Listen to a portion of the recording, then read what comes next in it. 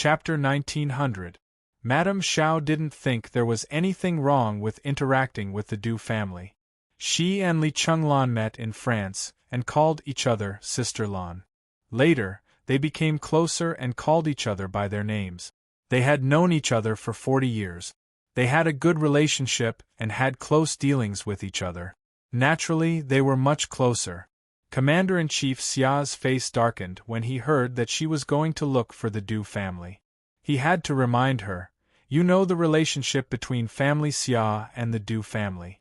Although Ah Yuan didn't acknowledge you, you just said that you and Ah Yuan's bloodline can't be broken. It's your freedom to make friends with whoever you want. I won't interfere, but I hope you don't do anything to hurt your only bloodline. Du family, you have to know your limit." Madame Xiao frowned when she heard her ex-husband mention her good friend. She nodded elegantly. "The relationship between family Xia and the Du family has nothing to do with me, but since you mentioned Ah Yuan, then I know. Although I didn't raise him, I gave birth to him after 10 months of pregnancy. When I was young, I said something that hurt his heart. He remembers and resents me. This is retribution from God, telling me that I can't be too presumptuous. The cycle of reincarnation will not forgive anyone. I swallowed the bitter fruit that I sowed. No matter how Ah Yuan treats me, I asked for it. But if anyone wants to hurt Ah Yuan, I won't sit idly by. You can rest assured about this." At the end, Madame Xiao mocked herself deeply. Her reddened eyes were faintly glistening with tears. Although she was over 50 years old, time was kind to her. She didn't worry, didn't ask about things, and was good at maintaining her appearance. It was possible to say that she was no more than 40 years old. The coquettishness of her youth had accumulated for most of her life and became calm elegance. She had black hair and gentle eyebrows. Although she lived selfishly, she lived with understanding. She always knew what she wanted and always knew that she wouldn't hurt herself. This kind of person lived with understanding more than anyone else. Unfortunately, they lived with too much clarity. The things they did would always intentionally or unintentionally hurt others. If they wanted something good, even if it was built on the basis of hurting others, they would still get it. It was rare to see such people who lived with clarity. His ex-wife, Xiao Shuman, belonged to this type of person. She would never sacrifice herself to help others. Commander-in-Chief Xia looked at his beautiful ex-wife and nodded gently. "You know, I won't say much. I believe you can do it." As long as she understood, there was no need to worry. Sixth brother was her child after all. In the past, she abandoned sixth brother for her own happiness. Now that she was old, she knew that the fallen leaf had to return to its roots. She wanted to repair her relationship with sixth brother. Based on this point alone, he believed that Madame Xiao would not side with outsiders. One good thing about selfish people was that they always knew what was most important to them. Commander-in-Chief Xia did not offer to send his ex-wife back. He took his coat and nodded slightly at Miss Xiao, who was still sitting there, as if saying goodbye. Then, he opened the door and strode out. Outside the gate, Xia Jinyuan instructed the plainclothes guard who had come forward. He said softly, "Commander-in-Chief, the car is parked outside. All right, let's go." Mrs. Xiao, who had not moved, heard her ex-husband's authoritative voice. As the door of the private room slowly closed, all the sounds outside were cut off. "Sigh, it seems that I'm really old." She poured herself a cup of hot tea and slowly took a sip of it in a refined manner.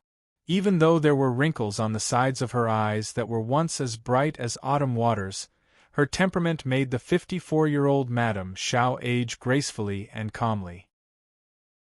Chapter 1901. She knew that she was a selfish person. Abandoning her husband and son was a treacherous thing in the past, but she never regretted it. It was useless to regret it now. After all, it was her own path. The only regret in her life was that she didn't expect that when she was old, she would want to talk to her son about life and listen to him talk to her. Unfortunately, her son was like her. He let go of things that he didn't want. She, as his mother, had been put down by him. He didn't need a mother's care in his world anymore. This was something she didn't expect. Schumann, why are you alone? Where's Xia? The closed door of the private room opened. Mrs. Li pushed the door open and entered. She saw Madame Xiao drinking tea alone. She was still as quiet as ever, as if she had never cried just now. She had a good life. No matter what, someone would stand up for her. This was where Li Chenglan couldn't compare to her. However, it was very different now. She had a son, but she didn't have one. Li Chenglan had 2 sons and 2 daughters. She had a prosperous family. She had a son to protect her family and a daughter to please her. Xiao Schumann could never compare to her in this aspect. Chenglan, come and sit with me. A Yuan ordered black tea. It's quite to my liking. Madame Xiao smiled. She raised her hand elegantly and motioned for her friend to sit down and drink tea with her. Li Chenglan's eyes moved slightly. She sat beside her and said, Did Xia do anything to you just now? Did he agree to let you meet A Yuan? Although Xia has a bad temper and we can only let him do whatever he wants, he's still reasonable. If you communicate with him well, he'll definitely agree. If he doesn't agree, you can tell old Du and me. We'll go and find him. I'll look for Xia outside, and old Du will look for him in the military. Let's see if he dares to avoid you. In my opinion, you're too soft and don't know how to fight. If old Du and I were here just now, Xia would have to give old Du some face.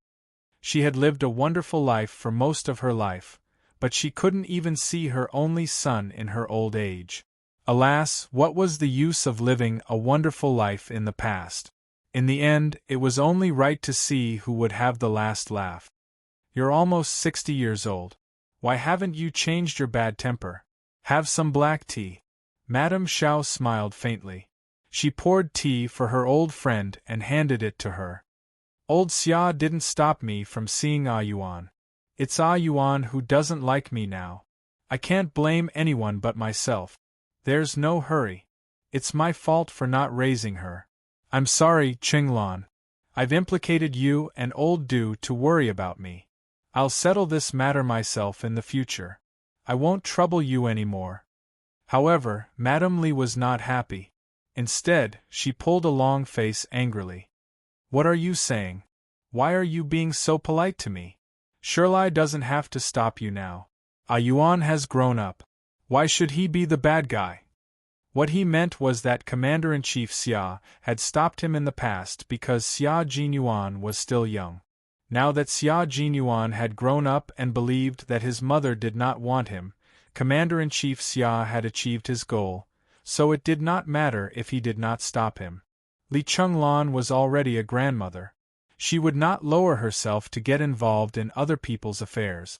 However, she had to get involved in family Xia matters. When she was young, she could stir up a family Xia. Now that she was old, she still had the ability to cause trouble for the younger generation of family Xia. Chapter 1902. He sighed again. Your business is my business. We've known each other for more than 40 years. You don't have any siblings, and you've also lost contact with your hometown. Seeing you all alone, my heart aches. Why don't I help you? Old Xia is a stubborn donkey. Old Du and I have experienced it. We should talk about this matter together. With your strength alone, you won't be able to do it. Old Xia is no longer a small regiment commander. He is now the commander-in-chief. If he wants to, Schumann, you won't be able to win against him. These words were nothing after hearing them too much. She might be influenced when she was young, but it would be difficult when she was old. Madame Xiao, who was listening quietly, did not interrupt her. She sat there gracefully with a gentle smile on her lips. She was as silent as a painting. After her friend finished speaking, she smiled and said, Old Xia has never been a bad person. You are still biased against him. All right, let's not talk about the father and son. Is Jai here yet? I miss her so much. She changed the topic lightly. Madame Li's eyes dimmed before she smiled and said, She's here, she's here. When she didn't see you, she made a fuss. I was pushed out by her to look for you. Then why are we still sitting here? Let's go. We can't let her wait too long.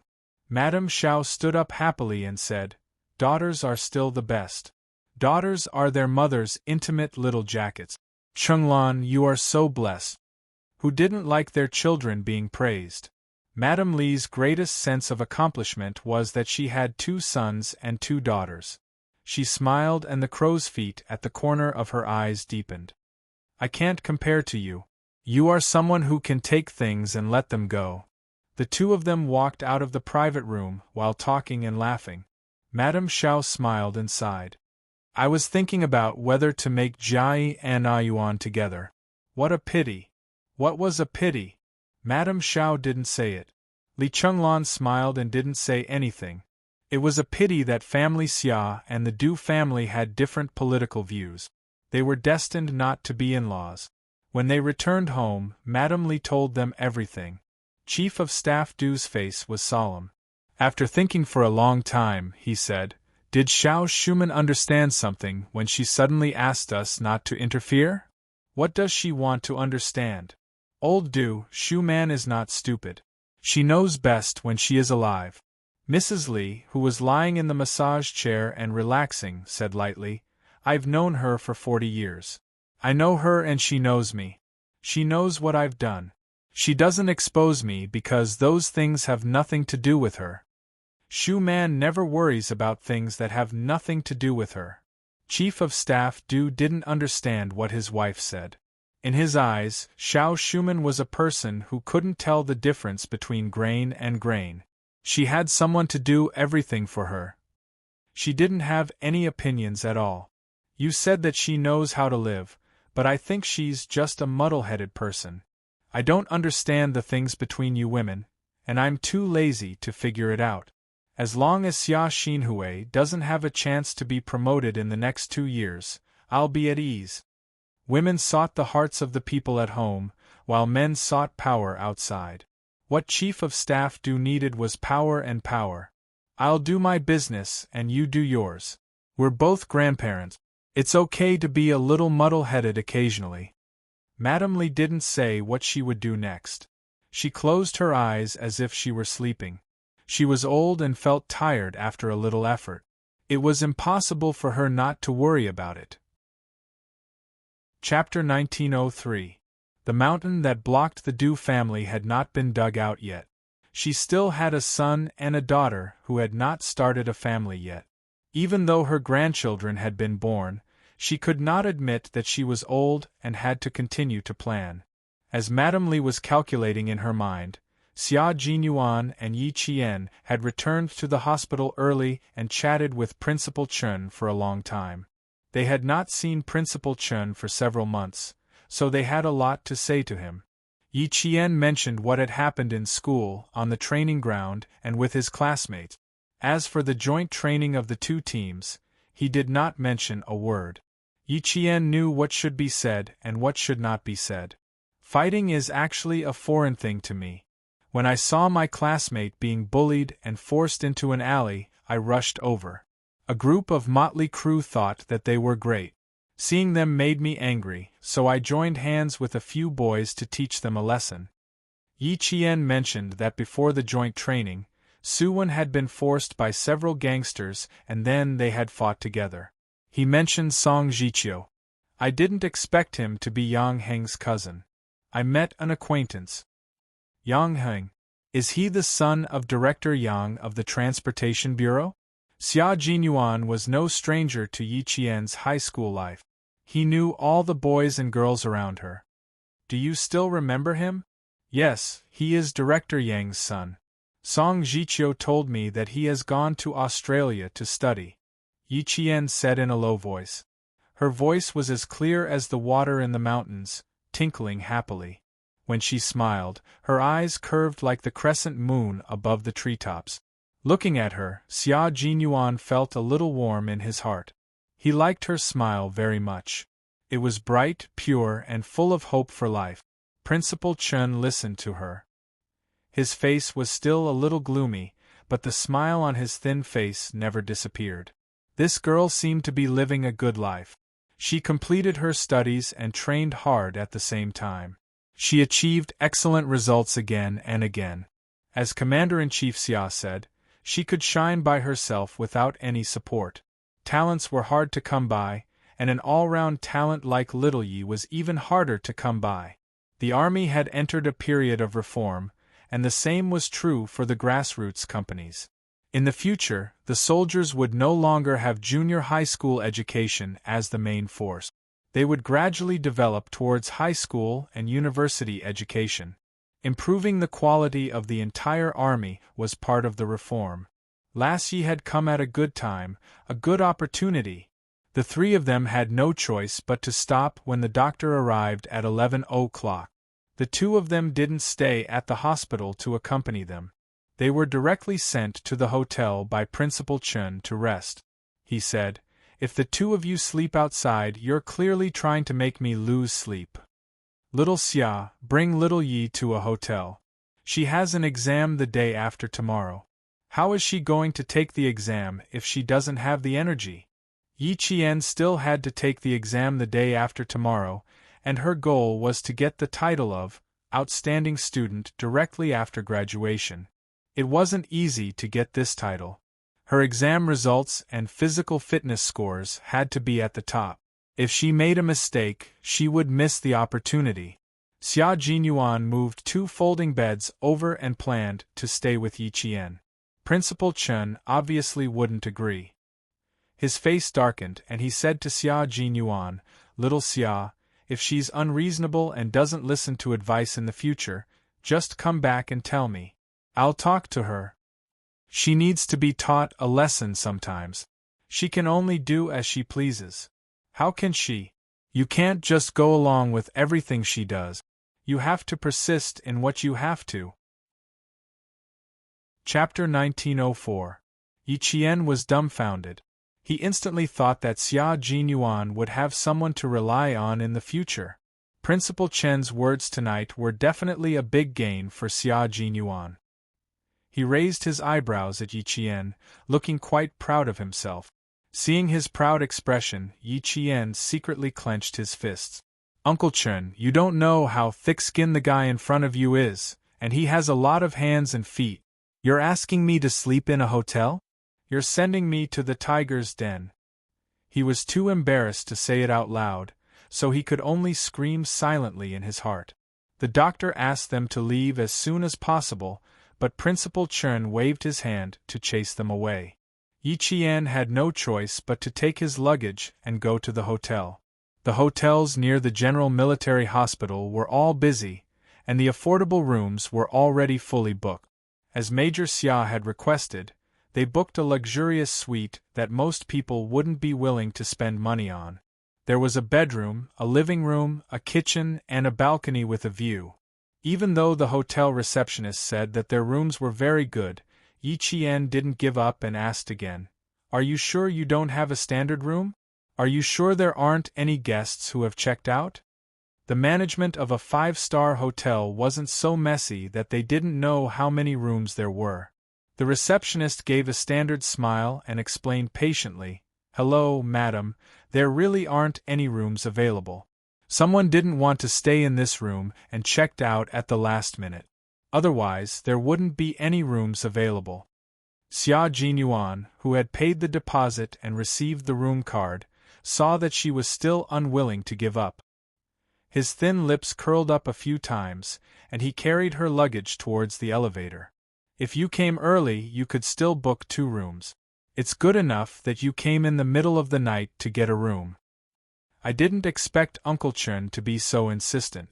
Yi Jian chased after him. It was not that they had never slept in the same room before. It was just that the man beside her always liked to say mushy things when no one was around. However, after thinking about it for a while, Yi Jian felt that her face was already red at this time. Xia Jinyuan had already seen her unnatural expression from the elevator mirror.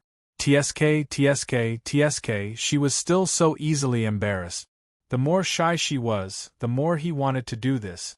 Even though he was in military uniform, he still couldn't change the bad habit he had since he was young. It had been a long time since they had shared a bed. Should they chat until dawn tonight? Perhaps they could do something adults should do? As this thought flashed through his mind, the young Major's sexy Adam's apple couldn't help but move slightly. Doing some adult things. He really wanted to. Xia Jinyuan began to think. When he looked at Yi Qian again with his noble eyes, there was a hint of flirtatiousness in his eyes. He also saw Yi Qian subtly take a small step back. Yi Qian felt an inexplicable sense of danger. He looked at him warily, then glared at him fiercely. "You'd better behave yourself. We're here." After receiving her warning, Xia Jinyuan was very calm. The elevator door opened with a ding. He pressed the button and asked Yi Qian to go out first. "It's late. Take a shower first. I'll go make the bed. We booked a suite. There's one bedroom and one living room. There will be a sofa in the living room. I'll sleep on the sofa and you'll sleep on the bed." Yi Qian, who came out first, stopped in his tracks. He looked back at the man with the luggage in disbelief. Why did it feel so surreal all of a sudden? Her reaction made the seemingly serious Major laugh in his heart. He began to tease Yi Qian, who couldn't be any more serious. He deliberately said, "Huh? You don't want to?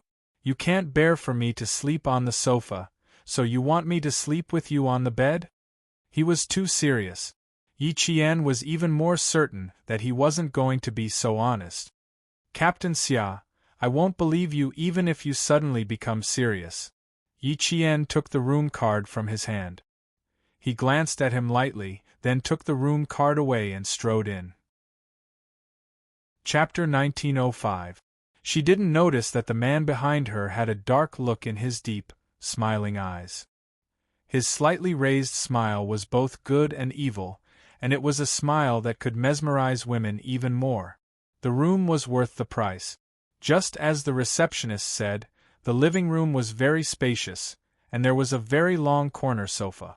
The sofa faced a large balcony with a view of the night view of Beijing. The view was so wide that it was indeed relaxing. Looking at the sofa that was big enough for one person to sleep on, Yi Qian was already planning to take out a blanket from the cabinet and cover it with it when he went to take a shower so that he wouldn't be allowed to enter the bedroom. Although they had slept together and it wasn't as stressful to face him again, the evil smile on his face in the elevator just now made her heart beat wildly.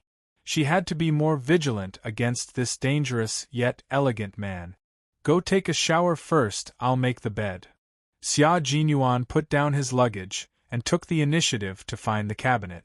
He took out 2 layers of spare blankets from the cabinet and carefully laid them on the sofa. Yi Qian watched as he came out with the blankets. He stretched out his long arms and familiarly shook off the blankets without her help. "Hurry up, I can make the bed myself." The Major frowned slightly as he shook off the blankets, as if he didn't understand why she was still standing there.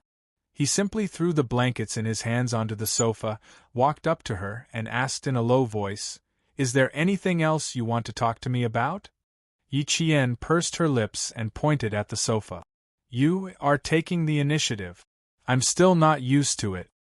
After she finished speaking, she looked at him, trying to find something from his handsome features. However, the man standing in front of her was calm and composed, and his gaze was gentle and deep. It was as if there was a dark look in his eyes, but also as if there was nothing. Xia Jinyuan chuckled, and his sexy thin lips curved slightly. The evil smile that flashed past in the elevator was now on his handsome face. "Little fox, you're making things difficult for me. I don't know what to do to satisfy you. If you don't let me sleep on the bed, I won't sleep on the bed. Now that I've chosen the sofa, you're saying that there's a problem. Then tell me, what's wrong with me? She wouldn't be standing here if she could." Seeing his face getting closer and closer, Yi Qian immediately bent down to pick up the luggage and avoided his kiss. "You make the bed. I'll take a shower first." "Forget it. Counter soldiers with arms, water with earth we're." "Alright, do you want some water? I'll go pour a pot of water." "Sure." Yi Qian went straight into the bedroom and closed the door behind him. Even though the door was tightly shut, it could not stop Xia Jinyuan from looking at her in the dark. He might let her escape now, but later he would not let her escape again. When Yi Qian came out of the shower, he saw Xia Jinyuan holding the kettle and bending over to pick up the corner of the blanket that had fallen on the carpet. The water was flowing out of the kettle. Just as Yi Qian said, "Be careful," Yi Qian gasped. The kettle in his hand fell onto the blanket and steam rose from it. "Scalded? Quick, rinse it with cold water." Yi Jian rushed over and grabbed the wrist of the man who was shaking his hand because of the burn. "Why are you still shaking your hand? Rinse it with cold water." Xia Jinyuan looked at the scalded skin on the back of his hand. Although it hurt a little, it was worth it. Rinse it for a long time so that it won't blister. "Don't you know that you should put the kettle down before picking up the blanket?" Yi Qian turned on the tap and placed his hand under the blanket. He frowned and stared at the scalded area. "I'll ask the front desk if they have any burn ointment." Chapter 1906. The front desk quickly sent a waiter to bring some burn ointment. When Yi Qian heard the door open, he motioned for Xia Jinyuan to continue rinsing the burn with water while he quickly went to open the door. After turning down the water flow, Xia Jinyuan saw his lover smiling and thanking the waiter. He glanced at the burn that was about the size of a coin, and his thin lips couldn't help but curl up again. Burn was really not part of his plan. His plan was to accidentally spill all the water when he bent down to pick up the quilt and wet it. If the quilt was wet, he would have an excuse to share the bed with her. He wasn't afraid that she would ask the waiter to bring another quilt. He would always have a solution. However, no matter how good his plan was, he still made a mistake. He didn't expect to burn himself. Although it hurt, it was worth it. Outside, Yi Qian declined the waiter's kindness, closed the door, and hurried back to the kitchen with the burn. "It's just a small burn. You don't have to go to the hospital. Thank you." Burns were the most common injuries in life. Even the most cautious people couldn't avoid them. Yi Qian didn't suspect that Xia Jinyuan did it on purpose. When Yi Qian hurried back to the kitchen, he saw Xia Jinyuan wiping his hands with a dry towel. Before leaving the hospital, both of them wore a dark-colored coat in their luggage to cover their winter military uniforms. When they entered the room, they habitually took off their coats and hung them in the wardrobe at the side of the entrance. They were both wearing their winter uniforms. The tall and straight man was wearing a dark green military uniform that was tailored to his masculinity. He stood in the shadows of the spotlights. His unruly short hair, exquisite and elegant side profile, and the natural elegance that flowed out from his every move could inadvertently make people who were familiar with him fall into a trance. His hands were slender and didn't become tanned even after being exposed to the element. After being rinsed with water, they were so fair that they looked like pearls. No one would think that these were a pair of hands that held guns, but rather a pair of slender hands that lingered on the black and white piano keys. Although his hands were beautiful, the burn on the back of his hand was an eyesore. Yi Qian frowned again. "It should take 10 minutes to rinse. You only took 5 minutes. It's not serious. 5 minutes is enough." Xia Jinyuan set up the towel and turned to look at his lover, who was frowning. He laughed and said, "Don't look like that. It's not a big deal. It's just a small burn." Yi Qian retracted her gaze from his handsome face and took a deep breath. She calmed herself down before approaching him. "This is a cooling ointment. Apply it first, then apply it again after you're done bathing. Remember to avoid hot water when you're bathing." Yi Qian held the pair of hands that countless women wanted to hold. He squeezed out a light green ointment that smelled cool and refreshing, and carefully applied a thin layer of it. He lowered his eyes and reminded her softly, "Next time, remember to put down the boiling water in your hands first before doing anything else. It's not too bad today. It's only a small burn on the back of your hand. Even if it leaves a scar, it won't affect anything. What if you burn your face?" "Captain Xia," Even if you don't become a soldier one day, you can definitely rely on your face to make a living after you retire. You should take good care of such a good resource. As a woman, of course she was happy that her boyfriend was handsome. Everyone loved beauty, and she was no exception. Major Xia was speechless. Little Fox, I didn't expect you to care so much about your appearance. I've heard you tell me several times to take good care of my face. Chapter 1907. Of course I care. Since I've found myself a good-looking boyfriend, of course I'd like to look at a good-looking face every day. Yi Jian said confidently and raised her hand to touch his face. Your face was born to make women commit crimes.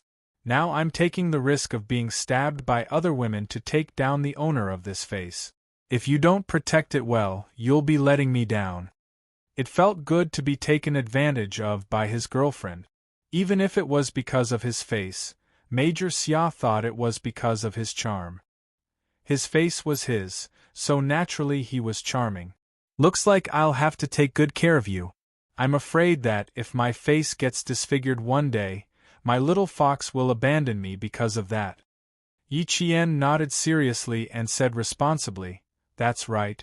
In the future, we'll have to look at your face. If your face gets disfigured, while I'm still as beautiful as a flower, wouldn't you feel inferior? Good Lord, she's getting bolder. She's making fun of me so skillfully. She was already smiling like a flower. She glanced at him from the corner of her eyes. Under the hazy white light of the spotlights, the girl with the fragrance of a bath really looked like a fox demon. She was so charming that she could hook people's hearts. Xia Jinyuan gradually stopped smiling. His dark eyes turned deep, like an unfathomable ancient well that locked the person who was reflecting the water. He suddenly took a step closer to her. His sudden action startled Yi Qian. She instinctively dodged to the side and pressed her butt against the counter. She looked at the approaching man warily. What are you doing? I'm just telling the truth. Could it be that you're angry? There were too many unfathomable dark colors flowing in his eyes, and there were even specks of starlight flashing through them. The young major who had been so noble and outstanding just a moment ago was now filled with danger from head to toe. It wasn't the danger of pure darkness, but the danger of temptation. The dangerous major and the elegant man made her a little flustered. Xia Jinyuan calmly looked at Yi Qian, who had nowhere to run. His thin lips curved slightly as he took a step forward and instantly pulled her into his arms. His chest was very broad, firm, and gave off a sense of security. Yi Qian actually bumped into his own chest when he was suddenly pulled by him, and it hurt a little. Yi Qian raised his head and stared unblinkingly at the handsome, domineering face in front of him. He swallowed with some difficulty. This kind of Xia Jinyuan, although dangerous, still made her heart race. She had to admit that the reason she had agreed to him on impulse in her third year of high school had a lot to do with this elegant face in front of her. Even though they had known each other for 5 or 6 years now, every time she looked at his facial features, her heart would race uncontrollably. Fortunately, she had good self-control. Otherwise, she suspected that she would have pounced on him in advance and made the first move to gain the upper hand. For a moment, Yi Qian was lost in thought as he stared at the major's handsome face. Do you like my face that much? Would it be more convenient for you to look at it if I stood closer? He lowered his head and leaned over. His deep voice sounded, and there was a deep affection for her in his sexiness, as well as the indulgence of a man towards a woman.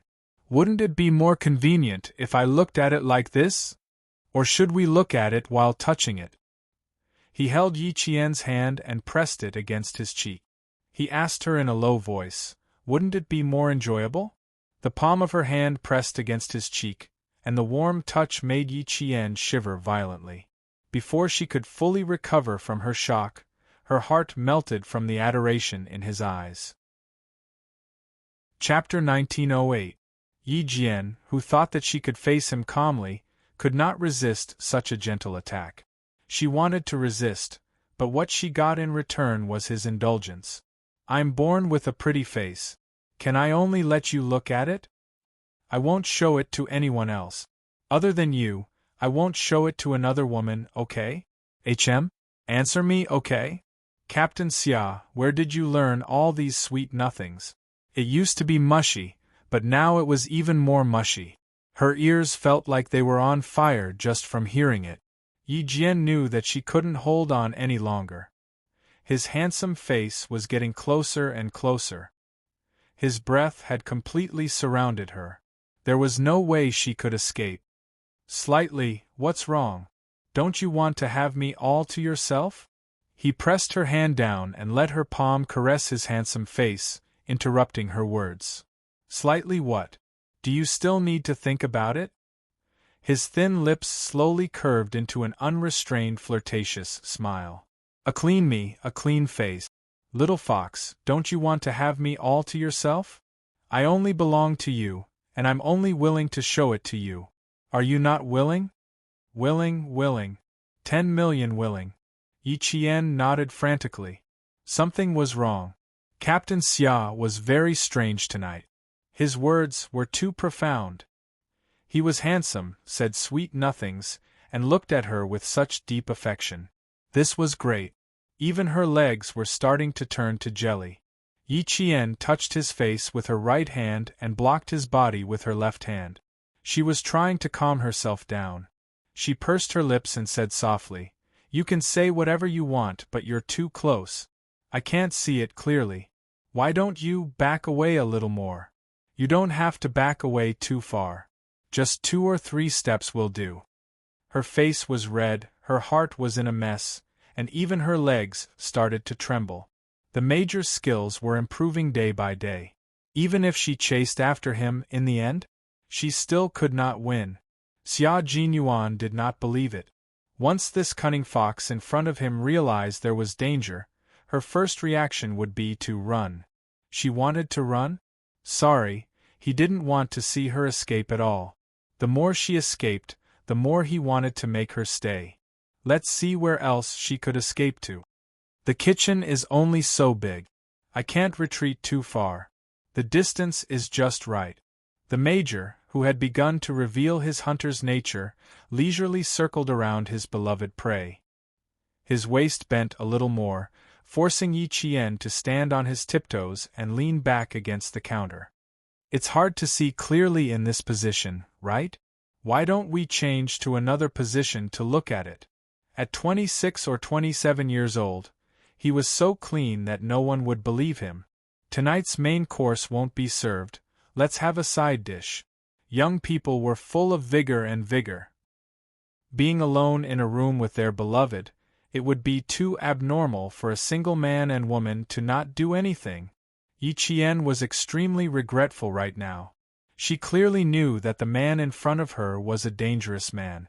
She didn't have a high level of cultivation, but she still dared to flirt with him first. She brought this upon herself. What's more, changing a position. Although she was a little dizzy now, it was not to the point where she lost her rationality and her heart. Washing his hands in the kitchen or applying medicine, he could do all sorts of things. Changing the position, the sofa in the living room, the big bed in the bedroom. If they changed the position, there would be more tricks up his sleeve. How could she be fooled?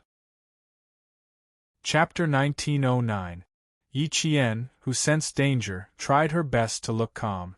The corners of her lips curled up slightly as she blinked and said delicately, "I haven't been sleeping well recently, so my eyes are a little tired. Everything I see is a little blurry, so it's the same in another place." That was a good excuse, but for someone as thick-skinned as Major Xia, it was only a matter of time before her excuse was exposed. His brows furrowed slightly. His indulgence already contained a hint of heartache. His slender fingers caressed her eyebrows, and his slightly calloused fingers gently rubbed the side of her eyebrows. "I'll help you relax.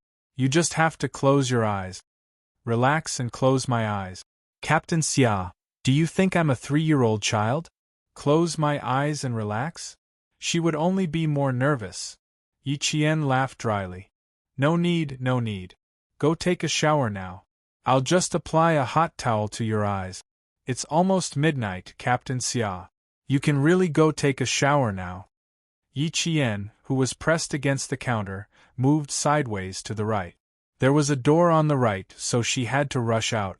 However, the two of them were too close, and she was tiptoeing.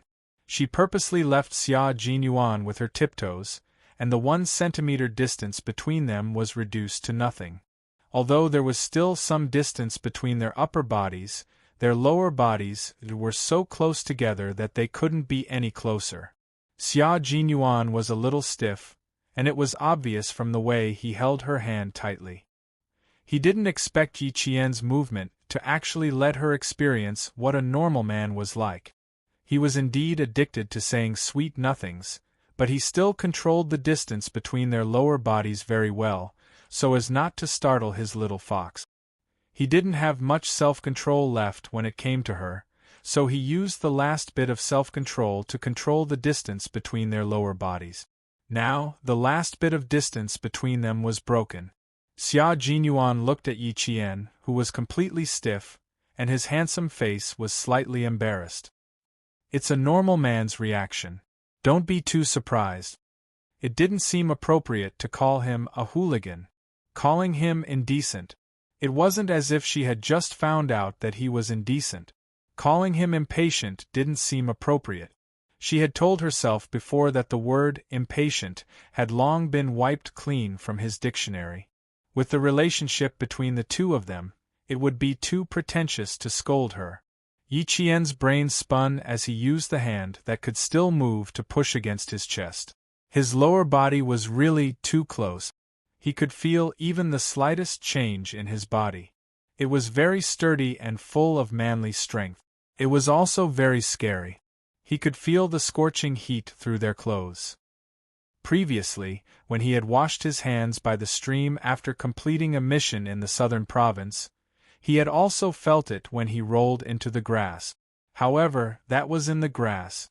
Now that he was in a room, his mood was different, and the changes he could feel were also different. Her gaze drifted away as she gently reminded him, "I'm not surprised. Go and take a shower first. Don't overeat, cough. Don't overeat." At this critical moment, Yi Qian stopped himself from saying the last words. He stopped so quickly that he even bit his own tongue. There was still a hint of blood and rust in his mouth. Unfortunately, although she only said the word, overeat, it was still out loud, and the man opposite her instantly understood what she wanted to say. As soon as she blushed, Xia Jinyuan stood up. He was a thick-skinned person. His normal reaction was caught off guard by his girlfriend. He felt as if he had been caught red-handed doing something bad, which made him a little embarrassed for a moment. Chapter 19:10. Now that she was blushing, he let go of her. Blushing meant that she knew and understood. She knew that men were impulsive and understood that a man's body would change when he was impulsive. Was there a need for him to blush? There was no need at all. However, Major Xia did not continue to press against her. Forget about the kitchen. Both of them were newbies. They could explore the kitchen when they were more familiar with it. He took the initiative to distance himself from her and let go of her hand at the same time. He placed his hands on the countertop and locked her in his arms. "Are you trying to say that you shouldn't burst?" As he spoke, he let out a low chuckle. His mellow laughter was so sexy that it made one's heart go numb. "If it was that easy to burst, I would have burst several times in front of you." Yi Qian had the urge to knock herself out. How could she say such things, especially to him?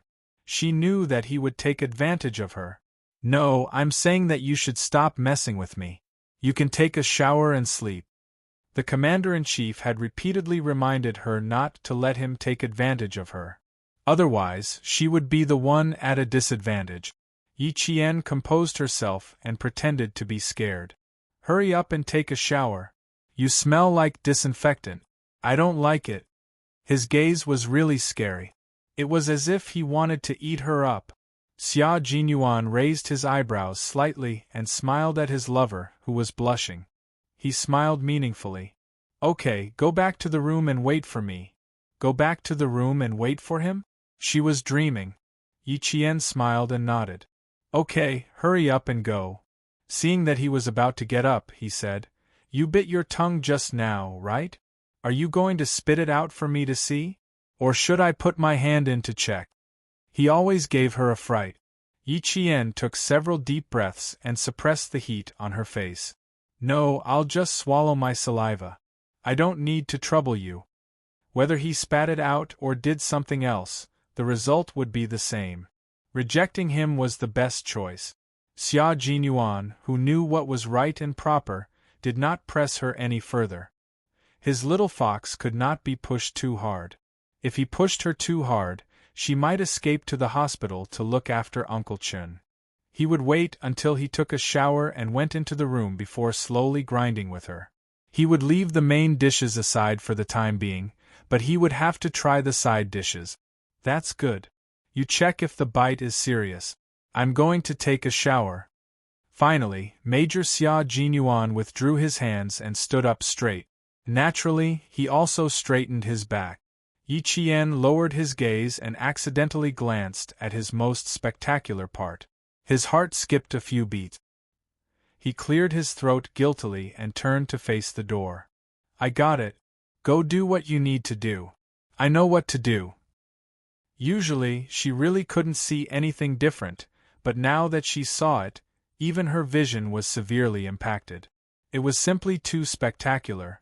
Xia Jinyuan had always been satisfied with his figure and was quite confident in his masculine features. Looking at Yi Qian, whose neck had turned red, he took a deep breath. Although her gaze was insubstantial, he could feel the tenderness that brushed past him.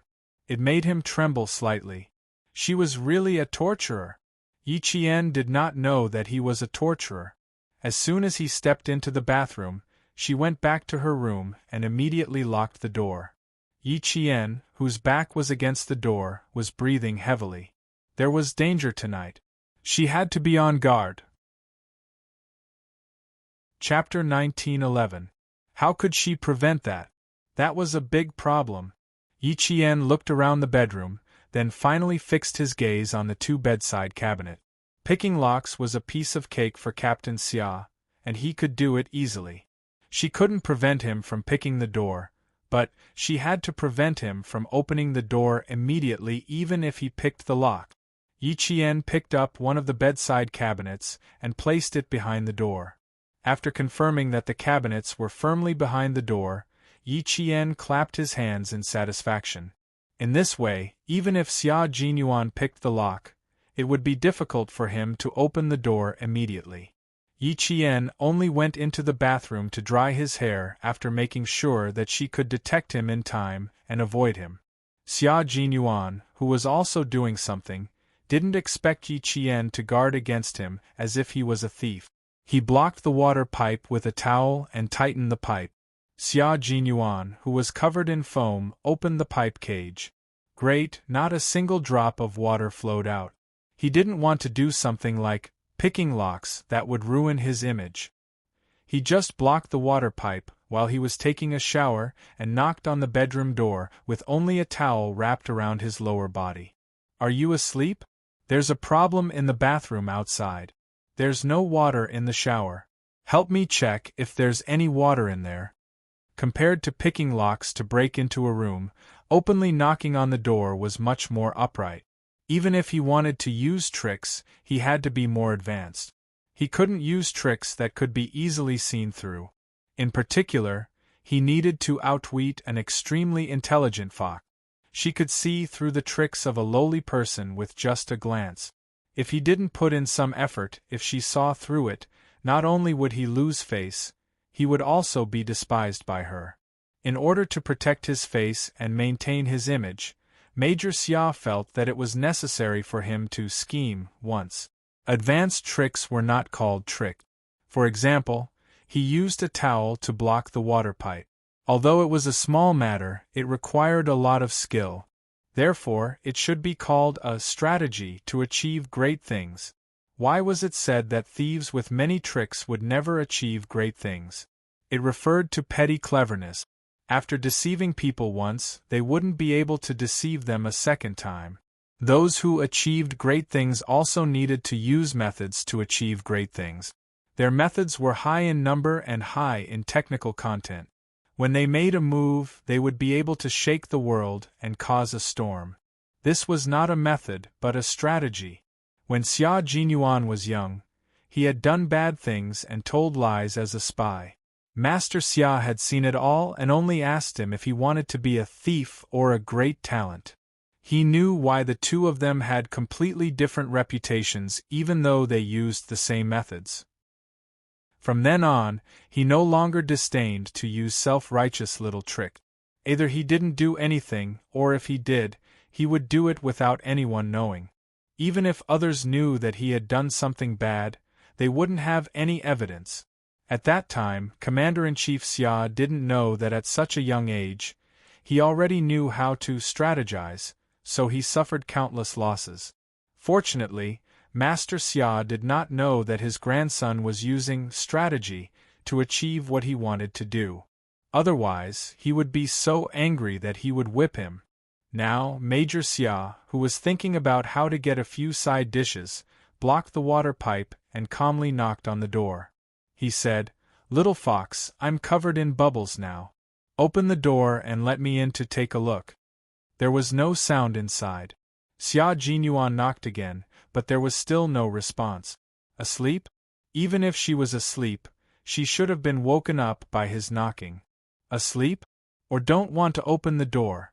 Are you afraid that I'll do something to you? He knocked again, but there was still no response. Chapter 19:12. With one hand on his waist, the Major narrowed his eyes dangerously. She shouldn't have not heard him knocking on the door. Did she really pretend not to hear him and refuse to open the door for him? Yi Qian, who was drying his hair, vaguely heard the knocking on the door. He turned off the hairdryer and leaned out.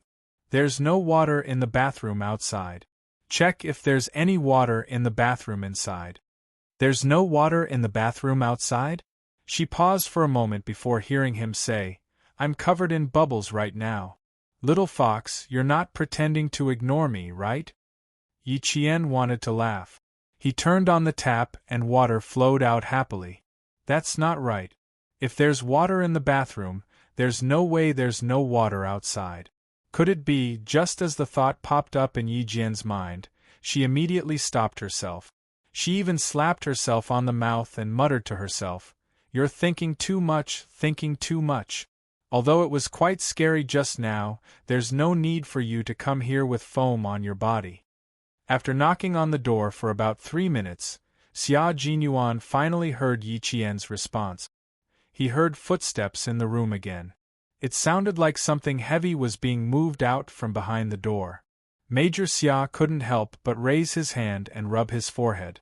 A few appetizers. It's really not easy to taste. Blocking the door and locking it from the inside. Xia Jinyuan looked at Yi Qian, who opened the door, and frowned. He asked deliberately, "What were you moving behind the door just now?" Yi Qian, who felt a little guilty, lowered his head and opened the door. When he heard the question, he thought to himself, "I moved so softly. Did he hear me?" He immediately looked up to explain. Who knew that the first thing he saw was a naked man. His unruly black hair was completely wet. The ends of his hair were mixed with shampoo, dripping drop by drop onto his smooth and sexy chest muscles. His chest muscles rose and fell with his breathing. They were thick, muscular, and filled with a man's sexiness. Yi Qian's gaze slid from his chest to his lower body. She was startled. She thought he was naked, but it turned out that there was only a towel wrapped around his waist.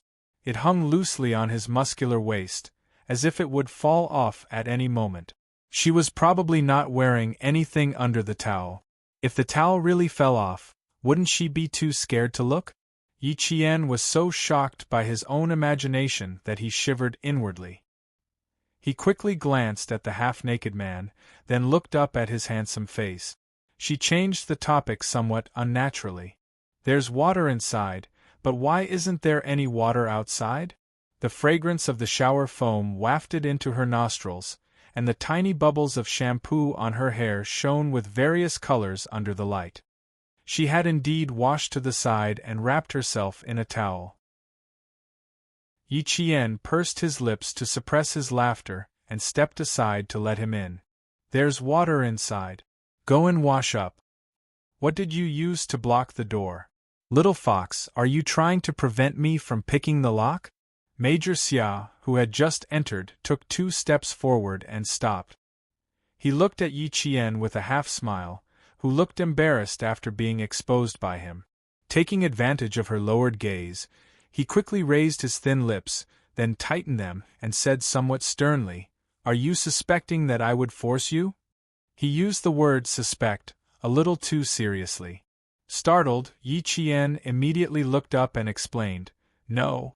I did lock the door, but that's a personal habit. As for what I used to block the door, is there a need for me to do so?" No matter what, she could not admit that she used the bedside table to block the door. As long as he didn't see it, she would never admit it. Chapter 1913. Xia Jinyuan nodded in satisfaction. "If you really used something to block the door, I would be very sad." How could he do such a sneaky thing? Doing things openly was his style of doing things. Looking at the back of the person who turned around, Yi Qian patted her chest lightly. "I feel a little guilty, But Captain Xia, who was only wrapped in a towel, had a unique charm. He had broad shoulders, a narrow waist, and long legs. Just by looking at his back, one could tell that he was a handsome man." Yi Qian, who was standing at the door, glanced at the bathroom outside. In the end, she decided that although Major Xia was dangerous, he was still a gentleman. There was no need for him to lie to her. Therefore, the female soldier Yi Jian had lured a wolf into her house, and she was completely unaware of it. Yi Qian, who was lying on the bed flipping through her textbook, was preparing for her final revision. Just in case, she had to consolidate her knowledge before the exam the day after tomorrow. When the wolf came out of the bathroom, he stood by the bed and wiped his hair while saying, "The blanket outside is all wet. We'll have to squeeze in for the night." Yi Jian suddenly realized that something was wrong. Her eyes widened as she stared at the major, who had entered the room and continued to lock the door with a towel wrapped around his waist. Then, he calmly returned to the bathroom to dry his hair. Yi Qian looked at the 1.8-meter bed, then at the bathroom. She touched the blanket again. "Does this mean that we can't avoid sharing the same bed tonight? Why do I feel like I've missed something? Why do I feel like something is wrong? What else do you not understand? Wake up at 8 tomorrow. You still have an hour to revise." The major walked over with his upper body bare. He lifted the blanket and got in naturally. The big bed was obviously sinking because it could bear the weight of one more person. Yi Jian was stunned by his series of movements that were as smooth as flowing water. They were not at all an eyesore. She only felt that they were all natural and went with the flow. "Captain Xia, you have a plan." Yi Qian put down her book and hugged a pillow as a self-defense weapon. At the same time, she prepared to get out of bed. The man who was leaning against the headboard reached over with his long arm and picked up the textbook she put down. He raised his eyebrows and asked elegantly, "What plan? Tell me about it." "You just want to sleep with me," Yi Qian said through gritted teeth. "Yes, I've always wanted to." The major, who had successfully climbed onto the bed, curved his thin lip.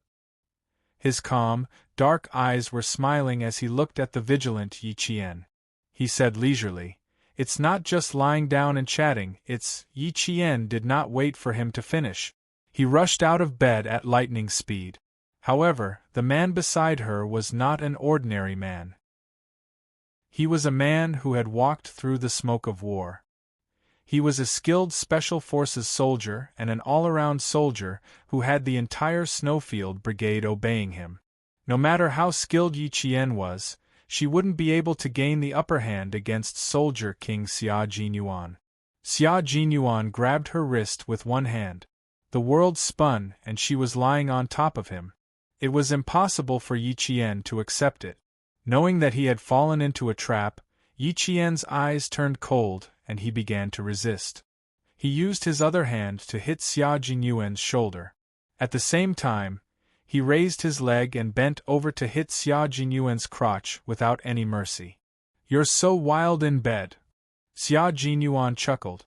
"I'll be more interested if you're so wild. Be careful, little fox. I'm only wearing a towel. I'm not wearing anything underneath. Don't pull my towel down." Chapter 1914.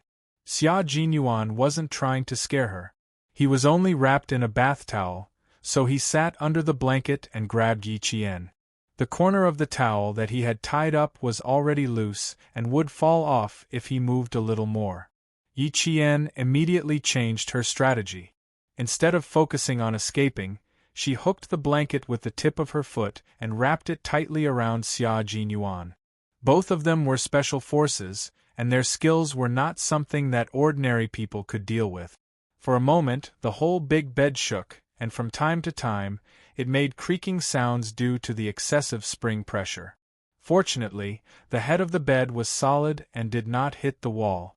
Otherwise, it would disturb the guests next door and complain. "You've improved a little. Let's see if you can wrap me into a cocoon." Xia Jinyuan saw that she had changed her strategy and was going to face him directly. He raised his eyebrows and revealed an elegant smile that was unique to him. "Tonight, if you really want to wrap me into a cocoon, I won't be able to move, and I'll be at your mercy." Yi Jian was wearing a fitness shirt and shorts, so she was not afraid of exposing herself. She pressed one of her high legs against Xia Jinyuan's chest, and her whole body was in an upside-down 7 shape. Hearing this, she raised her eyebrows slightly and said with a faint smile, "Captain Xia, are you sure that I can't beat you? I don't have that much confidence. We've all seen your ability. Even the comrades in the team have to write the word impressed. Why don't you give it a try?" The wild little fox was very interesting. It didn't have the sadness that was inadvertently revealed, and its entire body was full of vitality. Xia Jinyuan grabbed Yi Qian's ankle with one hand. As soon as he finished speaking, he bounced up and wrapped the blanket around Yi Qian. Since Xia Jinyuan intended to wrap him into a cocoon, Yi Qian naturally fought back. He bounced up and Yi Qian supported herself with one hand on the bed and turned her body around. Xia Jinyuan had no choice but to let go immediately to prevent his arm from being sprained. As soon as he let go, Yi Qian, who had already turned around, bent over and kicked his chest with her knee. As Xia Jinyuan dodged, Yi Qian picked up a pillow and threw it at his head.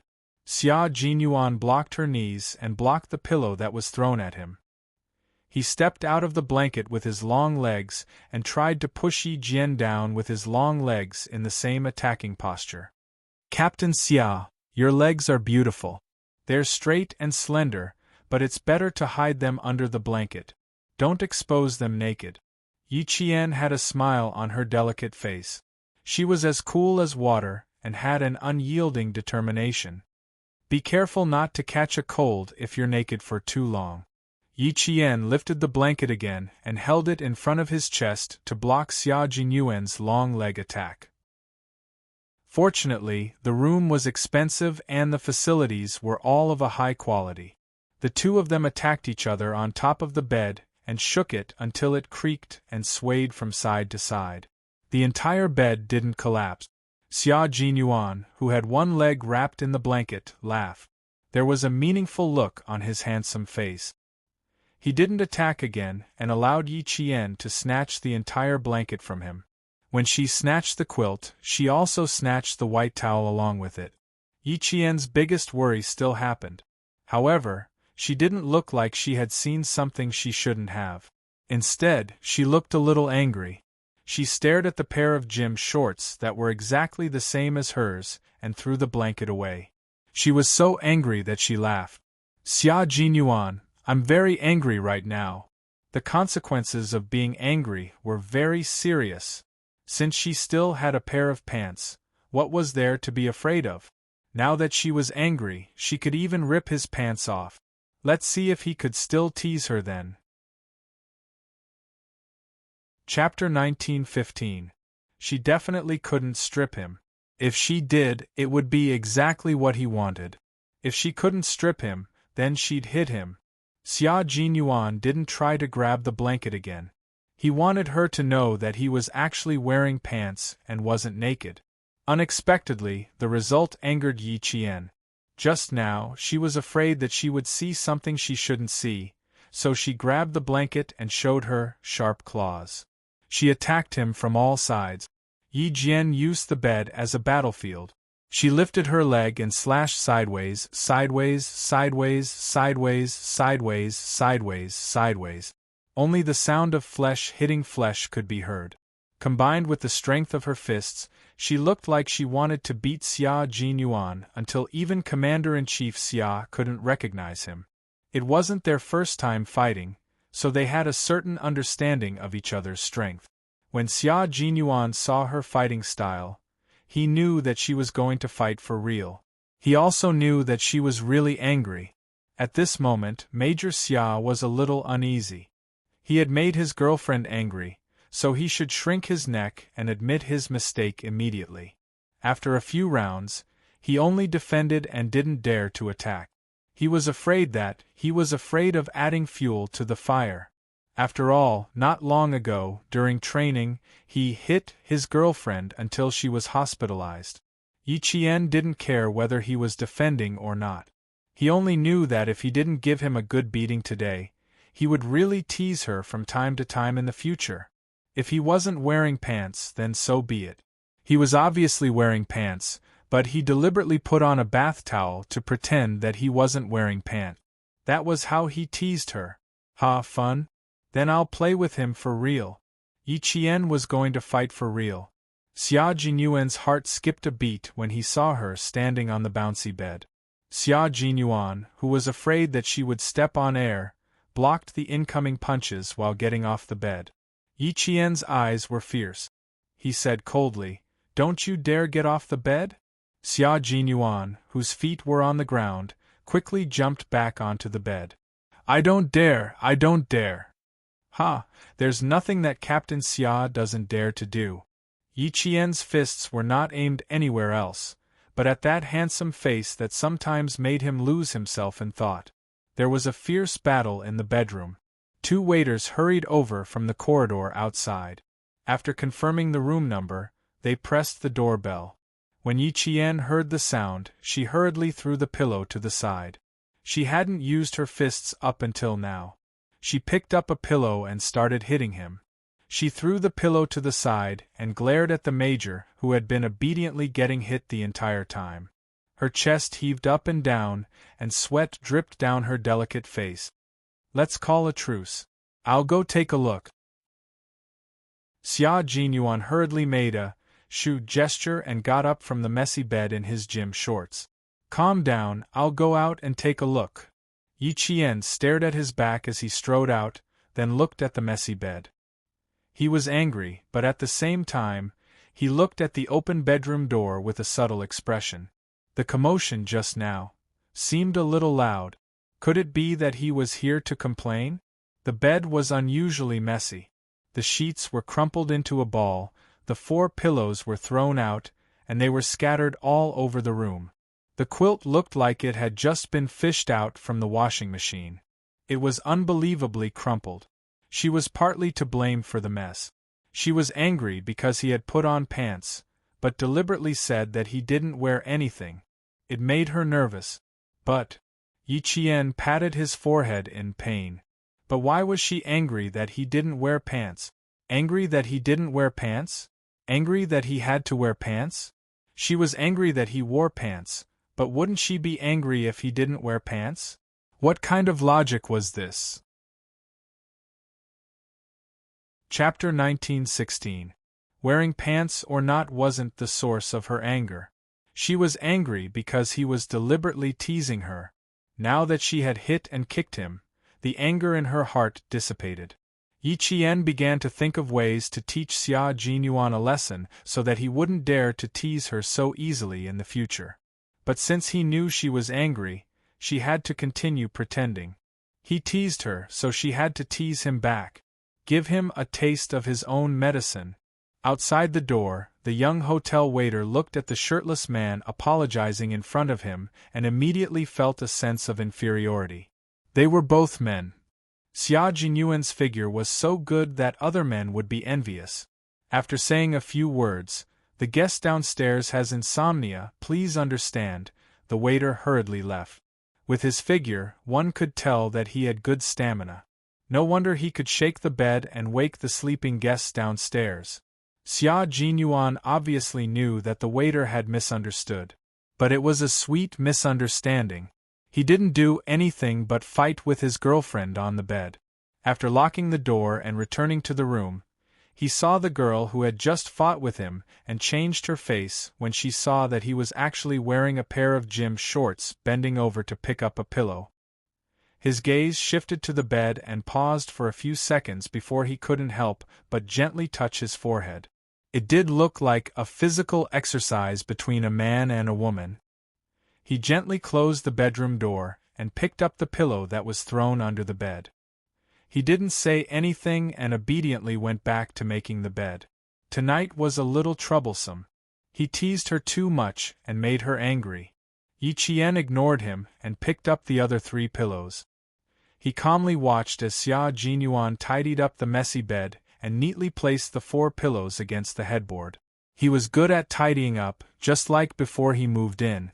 After everything was tidied up, Xia Jinyuan stood on one side of the bed and looked at Yi Qian, who was standing on the other side of the bed. He took the initiative to admit his mistake. "I was wrong. I shouldn't have teased you. I don't dare to ask Captain Xia to apologize," Yi Qian softly said. His originally calm little face suddenly showed some grievance because of his apology. Xia Jinyuan could accept being hit or scolded, but Yi Qian was not doing anything. His little face was full of grievance, and he was really panicking. He, who had been standing on the other side of the bed, propped himself up with one hand and jumped over the 1.8-meter wide bed in an instant, standing in front of Yi Qian. His actions made the corners of Yi Qian's mouth twitch a few times. Having a boyfriend who was a Special Forces soldier was really something to look at. "It's my fault, it's my fault. I shouldn't have lied to you that I wasn't wearing pants. I didn't really intend to lie to you. I just wanted to tease you before I took the towel away." Who would have thought that she would be so shy that her eyes would wander all over the place? She would glance at his crotch and then look away with a guilty conscience. His bad habits would resurface. Now she was so angry that she felt wronged. It was all his fault. Xia Jinyuan had never coaxed a girl before, so he had no experience in coaxing her. However, when coaxing Yi Qian, he used his heart to coax her. He hugged her and gently patted her back. His low voice was so gentle that it could drip water. "You have the final say on how to punish me. Don't be angry. You want to wrap me up in a blanket, but you don't have to do it yourself. I'll do it myself. How about that? It's my fault for making you feel wronged. Be good, don't make yourself sad. You'd rather make me feel bad than make yourself sad." He was really being honest. Yi Qian, who was nestled in his arms, smiled. No matter how he apologized or coaxed her, she did not say a word. "I can't let him take advantage of me. I must always remember what the Commander-in-Chief said." Chapter 1917. Yi Qian did not say a word, but the Major was so anxious that his brows were furrowed. Great, he accidentally made his girlfriend angry. "Little fox, don't hold back your anger. Vent it all out. Don't hurt your body. It's easy for us to hurt our bodies, so we have to take care of ourselves when we're resting. We can't add to our injuries. You can punish me however you want. I definitely won't have any objections." Xia Jinyuan was half naked, and Yi Qian, who was in his arms, had her cheeks pressed tightly against his skin. Every time he said a word, his chest would tremble slightly. Yi Qian was not only blushing, but also her neck. She did not dare to open her eyes, because if she did, she would see his powerful and sexy chest muscles. The corners of her mouth curved for a moment, but she immediately suppressed it. She closed her eyes and listened to him say nice things. Although her face was red, her heart was calm, and she was quietly calculating the time he would apologize.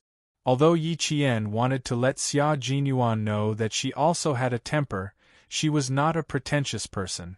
Listening to him made her heart beat faster. She wanted to solve the problem on the spot, so she lifted her head from his arms and said coldly, "You won't have any objections if I punish you?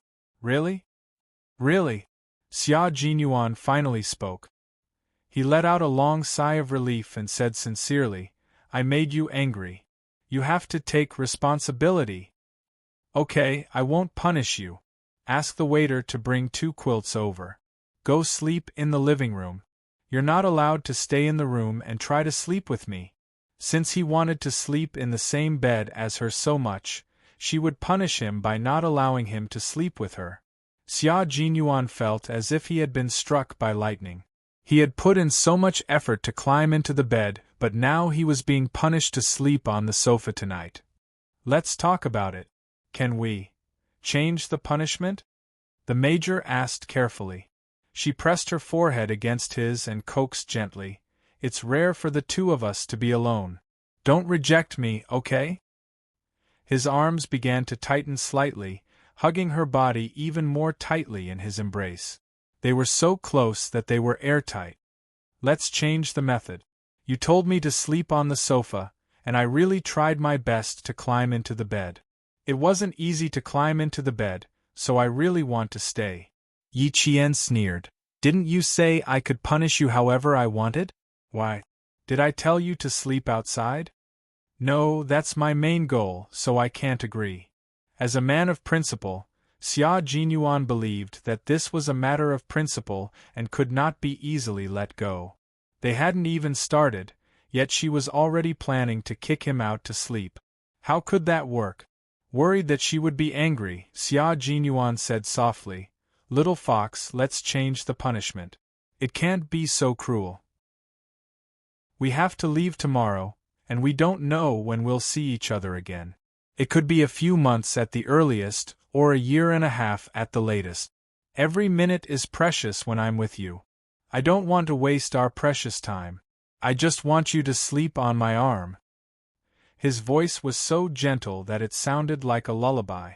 Yi Qian yawned slightly, frowned and said firmly, "But Captain Xia, if you keep teasing me, I'll get angry too." "I won't tease you anymore. Don't be angry. Be good." Xia Jinyuan did not hear any trace of softening in her voice. He only felt that his heart was hanging. "I was wrong. I was really wrong this time." Chapter 1918. Yi Jian, who was no longer angry, slowly reached out her hand and gently hugged the strong waist of the man who kept coaxing her. She closed her eyes and said softly, "Sometimes when you are naughty, I really have the impulse to beat you up. Captain Xia, you're so naughty, you really need to be taught a lesson." "I do need to be taught a lesson, so if you don't like it, you must not spoil me." She wrapped her arms around his waist, and Xia Jinyuan's heart slowly relaxed. Yi Qian was moved by his words. He said what was on her mind. Because of their identities, every second they spent together was extremely precious. She was very angry tonight, but she didn't have to be angry all night. She could tell from his behavior that he was really afraid this time. She didn't want their relationship to be strained, she just wanted him to know that once he made her angry, it wouldn't be easy to clean up the mess. He would be so scared that he would break out in a cold sweat. Since she had achieved the effect she wanted, Yi Qian knew when to stop and didn't keep him in suspense. She felt uneasy. "I'm not someone who gets angry easily. When it comes to relationships, I'm not very proactive. It seems like I've been pushed by you all the way, and you've always had to put up with me. But Captain Xia, do you know that before I met you, I never thought of finding a man to spend the rest of my life with. Meeting you is my fortune. It's the fortune of my life." Hearing this, Xia Jinyuan really breathed a sigh of relief. He remembered this lesson well. Being too presumptuous would make him seem frivolous. "Do you know why I'm angry?" the person in his arms asked him softly. Her voice was soft, and she still felt wronged. Xia Jinyuan felt so sorry for her that he kissed her hair. "I know. Being too presumptuous would make me seem frivolous. What happened just now was my fault. I didn't consider your feelings. I'm sorry, little fox. Please forgive me. What happened just now? I'm not that angry. I'm just afraid." Yi Qian didn't always try to control him. There was no need to use each other's faults as a weapon. Leaning against his broad chest, Yi Qian said softly with his eyes closed, "In the elevator and in the kitchen, you looked at me like you wanted to eat me. It made me a little scared. You came out wrapped in a towel and deliberately said that you weren't wearing anything underneath. I really believed you at that time. When I believed you, I panicked. I was afraid that I shouldn't have seen. I'm angry because I trusted you so much, but you lied to me in the end." Her tone gradually softened and was no longer as tough as before. Xia Jinyuan, who was afraid of being pranked, hugged her tightly. After a heavy sigh, he said, "Don't worry, little fox. I won't use your trust to tease you again. It won't happen again." After saying that, he kissed her hair carefully, as if he was kissing a piece of jewelry. "I did have some other thoughts tonight. It's impossible for a grown man to not have any thoughts when facing his girlfriend. Little fox, I have some thoughts about you. I want to have physical intimacy with you." Yi Qian knew what he wanted. When she heard him say it out loud, her heart trembled slightly and her ears burned. Physical intimacy with him, is this the idea of skin-to-skin contact? She happened to be hugging his waist, so Yi Jian pinched his waist directly. "Is Captain Xia satisfied with this kind of skin contact?" Xia Jinyuan, who knew that the sky had cleared up after the storm, laughed deeply. "I'm not satisfied. The kind of physical intimacy I want requires honesty. I don't need all of it, I just need—" He leaned over and whispered in her ear. Without waiting for Yi Qian to reply, he lifted Yi Qian and they fell onto the soft bed together. Chapter 1919. When it came to relationships, both of them were inexperienced. Yi Qian was a woman who had not done anything in her 2 lifetimes. She even had her first kiss in her previous life. Major Xia Jinyuan looked both righteous and evil, but he was actually a man who exuded an air of abstinence from head to toe. He was the most gentlemanly man. Relationships were also a foreign territory to him. However, men had always been good at understanding relationships. They were born with the ability to dominate. The two of them pressed down on the bed. Before Yi Qian could make a move, he had already trapped Yi Qian beneath him. His deep eyes stared unblinkingly at Yi Qian. His eyes were his world, and in his world, there was only Yi Qian and Yi Qian's existence. Yi Qian was his world. "It won't be the last step. Just give me a few appetizers. I promise it won't be the last step. You're still young. I need to consider your health." His scorching thin lips gently kissed the tip of Yi Qian's nose. As he spoke, he kissed her gently. His gaze was so gentle, and his actions were filled with tenderness. He treated her like a precious treasure. There was no aggression. He only told Yi Qian wholeheartedly that everything he did was built on the basis that he would not let her get hurt. Yi Qian did not close her eyes. She wanted to see his love clearly. Not only did she want to feel it, but she also wanted to see it clearly. The door to her heart, which had always been tightly shut, had unknowingly opened for him. She did not know when he had entered her heart, which could not accommodate anyone else. He was both a teacher and a friend. He was also the only man she had fallen in love with in her 2 lifetimes. It was too difficult for him to hold himself back. Even his handsome forehead was slightly sweaty. His increasingly heavy breathing spilled onto her face. This was the refreshing scent that belonged to him. She did not reject his scent at all. Yi Jian raised her hands that hadn't moved all this while and coiled them around his neck. Yi Jian smiled. Her clear black eyes were no longer cold and indifferent. Instead, they were like flowers blooming enchantingly. "What are your appetizers?" she asked him with a smile. Men took the lead in love affairs, but women were born to seduce men. That was why there was such a relationship. Yi Jian was a strong woman. She would not let Xia Jinyuan do whatever he wanted, as if he was molding clay figurines. The man in front of her was really attractive. He had elegant eyebrows, sexy thin lips, and a strong chest that rose and fell as he breathed. Every muscle line flowed to the point that it was almost perfect. She couldn't help but praise him when she looked at him. "Let's start with an appetizer like this," Xia Jinyuan said softly as he covered Yi Qian with the quilt. He lowered his body slightly and supported his weight with one elbow. When his thin lips kissed her delicate lips, his slender fingers slid into Yi Qian's clothes like fish. He sucked on her lips and gently rubbed and sucked. His voice was mellow and intoxicating like red wine. "Like this, again?" he asked her. His scorching palm had already quietly covered her slender waist and began to rub back and forth. "Just like this." Yi Qian hooked one hand around his neck and the other hand gently caressed his handsome face. Her fingers traced the side of his eyebrows, then the tip of his handsome nose. Her index finger pressed against his thin lips. Her dimples were like a flower, and her eyes rippled like autumn water. A woman's natural charm overflowed from the depths of her eyes little by little.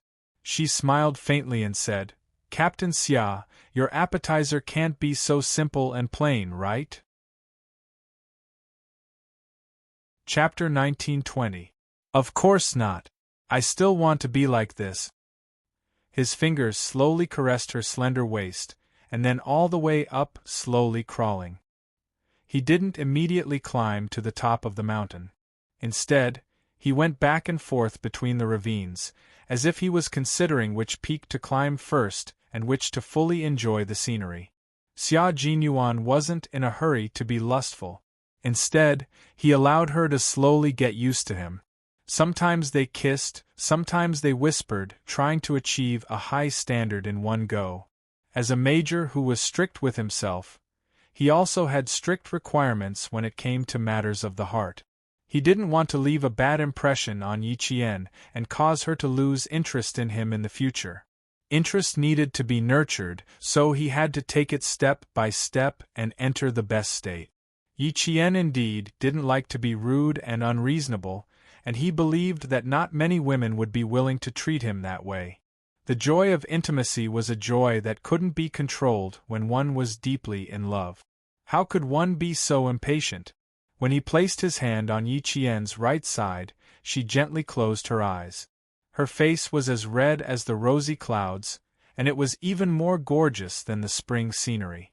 Her eyebrows and the corners of her eyes were like water, and there was also the charm of first love. A droplet of water dripped onto her eyelids. Yi Qian, who had closed her eyes, couldn't help but open them again. She saw his forbearance and restraint, and also saw the joy in his eyes. "I couldn't sleep because I thought about it day and night. Now that my wish has come true." Xia Jinyuan saw her quietly open her eyes and let out a long sigh of satisfaction. "The texture of your hand is 1,000,000 times better than what I imagined. This is the second small dish, and it's even stronger than the clear soup." She had secretly rubbed her fingers together and secretly wondered how big they were, and even wondered how it would feel to touch them. Now that she had gotten what she wanted, she realized that her previous fantasies were all nonsense. Her imagination couldn't be used as a reference. It had to be real. "This is my first time, so I'm a little nervous." As his sweat dripped, Xia Jinyuan's dark eyes were like an ancient well, and there were already ripples in them. "I didn't expect it to be so wonderful. I want time to stop here." He lowered his head and kissed her slender neck. Between heavy breaths, he said vaguely, "The third dish is exploration. I want to explore all the way and see how different women are from men." Yi Qian's heart skipped a beat when he heard this. He wrapped his arms tightly around Yi Qian's neck and asked, "Are we done with the probing?" "No, there's one last side dish after that. It's called tasting. I want to taste it so that I can reminisce about it when I'm alone." He kissed her from her neck all the way down to her collarbone, and then lingered back and forth in her sexy bone groove, leaving behind a few bright red flower buds.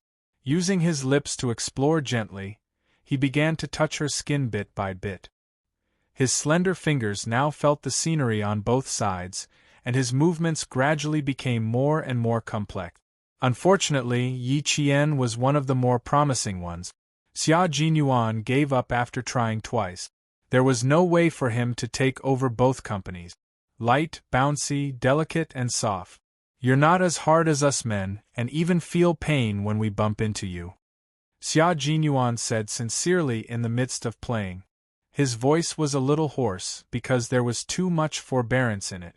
Every word he said was scorching hot. Chapter 1921. It was lucky that both of them were able to hold themselves back. Both of them preferred to study first before making a move. Yi Jian was a little stiff at first, then her face flushed. In the end, she was already aroused. "Xia Jinyuan," she moaned softly. Her moan was like a spell that trapped the man who was trying his best to restrain himself. It was just a light breeze and drizzle, but all of a sudden, he sucked hard on the skin below his collarbone and didn't want to let go for a while.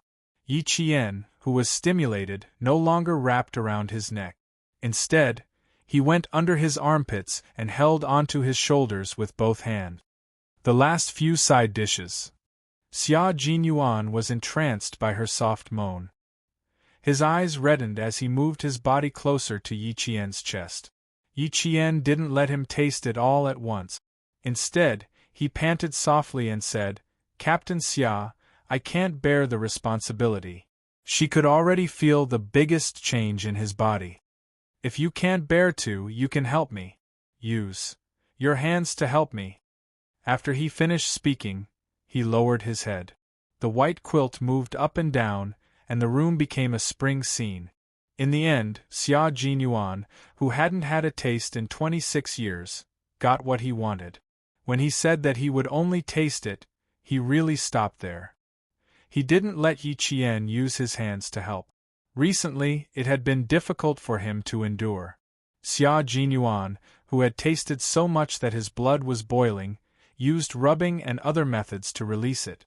Yi Qian felt his body suddenly tremble. After a while, he felt moisture coming from the side of his legs. Yi Qian, who knew what this meant, bit his lower lip and his body started to tremble. Although he stopped there, he couldn't control himself in the end.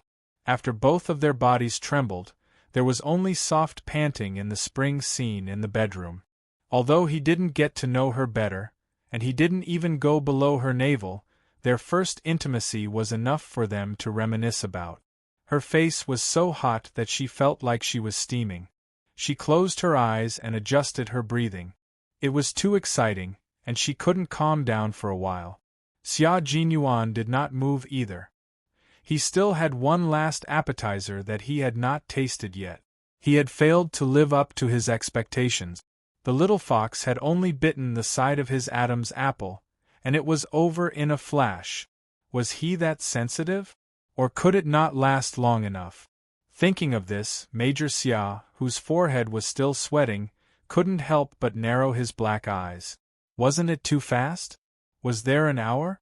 An hour was just right. After all, it was his first time being intimate with Little Fox, and his first time being intimate with a woman. He had read relevant books before. For a man like him who had never had his first time, it would usually end very quickly. It was normal for him to last around 10 minutes. Then, it would be even more normal for him to last an hour. Like all men, Xia Jinyuan was no exception when it came to power. What he wanted was to last, and he didn't want his lover to think that it was too short. After a full 5 minutes, Yi Qian, who was sweating profusely, gently poked the man lying motionless on his stomach and said softly, "Aren't you going to get up and change your pants?" Xia Jinyuan, whose handsome face had yet to dissipate, did not move. He just lay there, looking particularly languid. After waiting for a while, he still did not move. Yi Qian poked his shoulder again. "I'm sweaty all over. I want to go and wash up. Even if you don't want to move, you should let me." Chapter 1922. Yi Qian didn't expect the man lying motionless on the bed to be thinking about two things. First, how long did he last? Not bad? Second, he was annoyed at himself for failing to live up to expectations. His last appetizer was to get Yi Qian's five-fingered lady to come out of seclusion, but in the end, he solved it himself, and it became the regret of the night.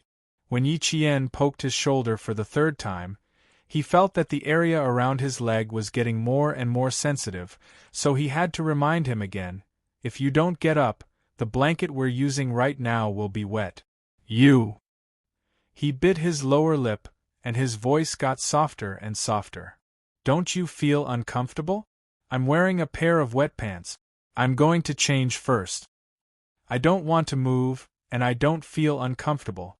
Major Xia continued to lie on the bed, and his voice was low and hoarse. "I want to continue. I want to continue until dawn, I want to." Yi Qian, who was still in the midst of his passion, was shocked by his repeated, "I want to continue." "Don't even think about it. Get up, Xia Jinyuan." Captain Xia stopped shouting and directly called out his name. Even if he raised his voice, it would still make Xia Jinyuan's ears go soft. He wanted to kiss Yi Qian again, but Yi Qian's long legs were already moving. Xia Jinyuan quickly turned over and rolled to the side. He laughed and said, "Little fox, you are turning your back on me. I almost succeeded in my sneak attack." She seemed to realize that something was wrong, so before Yi Qian noticed, she quickly picked up the towel that she had dropped to the side and wrapped it around the wet part of the pant. "I'll go outside to see if there's any water. You can go inside and change." From the side, he could see that her face was blushing at a speed that was visible to the naked eye. They had already met each other frankly, but his little fox was still shy. He was also a little uncomfortable at this moment. The wet part of his body made him uncomfortable. After the incident, Yi Qian was indeed a little unnatural. She was quite proactive in the process.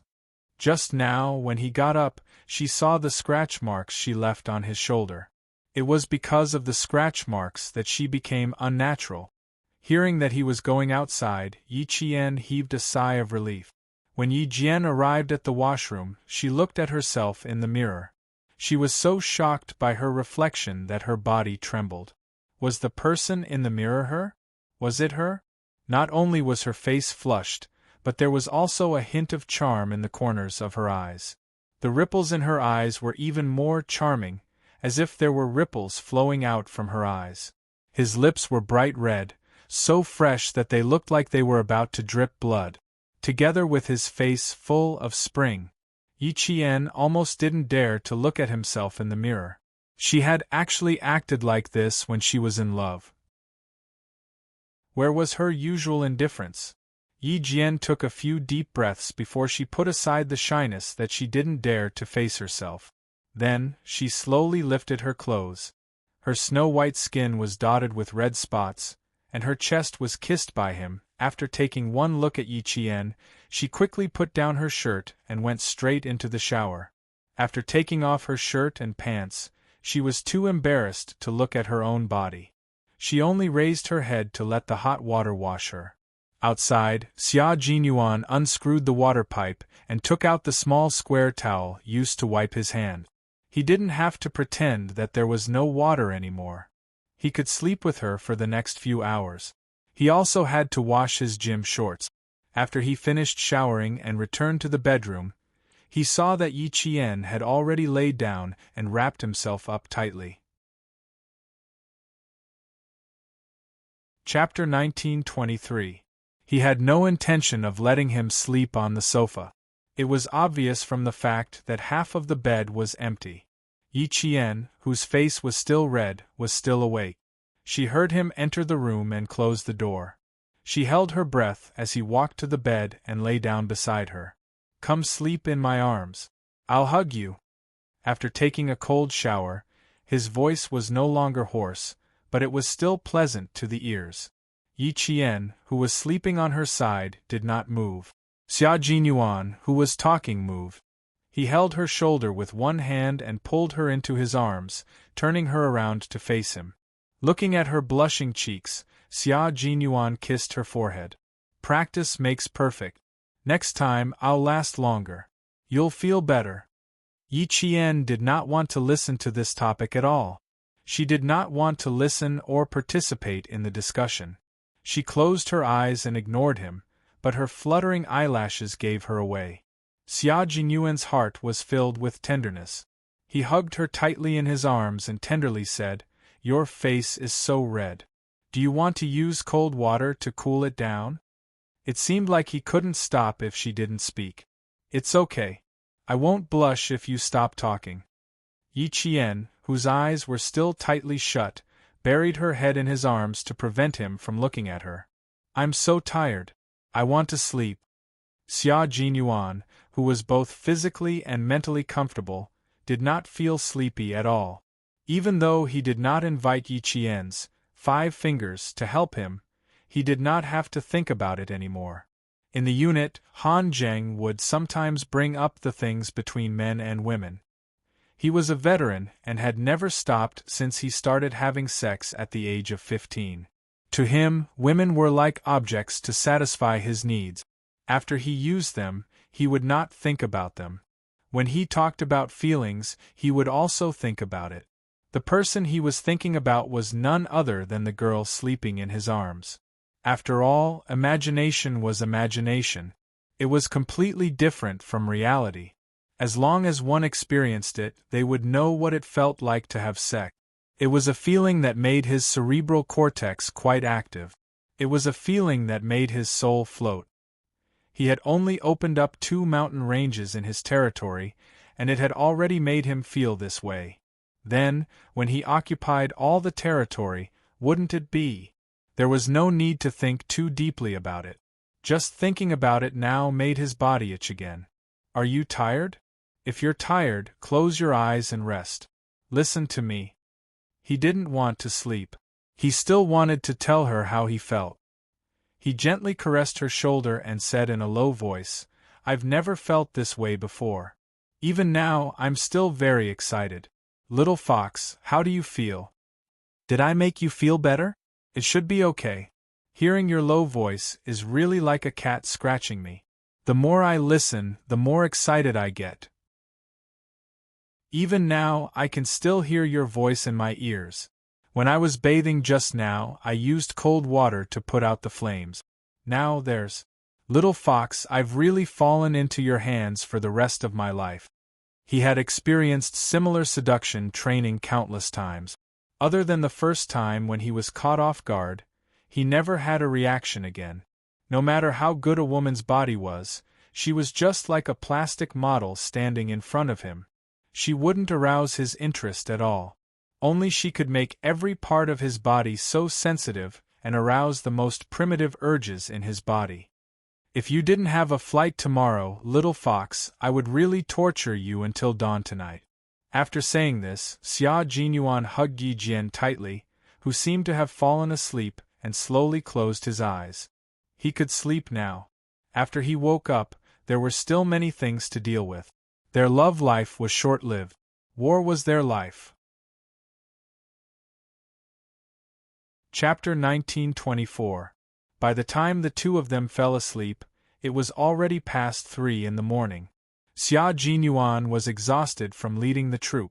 When he finally fell asleep, he woke up to find that Yi Qian, who was supposed to be in his arms, was not there. The emptiness in his arms startled him for a moment.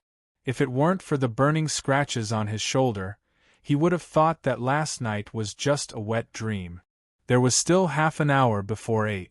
Yi Qian, who had gone downstairs for a jog and brought porridge, pickles, and bread from the hotel's breakfast room, gently pushed the door open and entered. He had no intention of waking up the exhausted man. Most of the troops that entered the highlands and mountains for training were led by Xia Jinyuan and assisted by Demon King Li. The entire training was high intensity and high risk. As the highest commander of the two troops, Xia Jinyuan shouldered a lot of pressure. It wasn't easy for him to get a good night's sleep. Yi Qian didn't have the heart to wake him up too early. He planned to wake him up at 7:50. For a soldier, 10 minutes was more than enough time to wash up. It wouldn't delay his work. Yi Qian put the breakfast on the coffee table. He was sweaty from his morning jog. He took out his winter clothes from the wardrobe and went into the shower outside. Xia Jinyuan, who was on the phone in the bedroom, had already noticed Yi Qian entering the room. As he put on his clothes, he said in a low voice, "Okay, I'll leave in 10 minutes. We'll talk more when we meet." The Major General of the army called. The Major, who hadn't had a chance to rest, had a new mission. They didn't have any so-called rest time. They were always on standby for a number of days a year. Once they received a mission, they had to rush back immediately, no matter where they were. After ending the call with the Major General, Xia Jinyuan opened the bedroom door and walked out. As he listened to the sound of running water in the shower, the coldness on his handsome face disappeared and was replaced by a gentle smile. "Little fox, I'm coming in." Knocking on the glass bathroom door, the major in military uniform smiled and said, "Draw the curtain inside, so I can't see." Yi Jian turned off the shower when she heard the knock on the door. After she heard what he said, she immediately raised her hand and pulled the shower curtain tight. "Go to the bathroom inside. I need 2 more minutes. All my toiletries are here.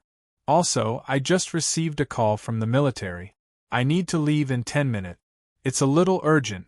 Xia Jinyuan really didn't dare to barge in case she splashed water on him. Yi Jian knew that he needed to carry out a mission.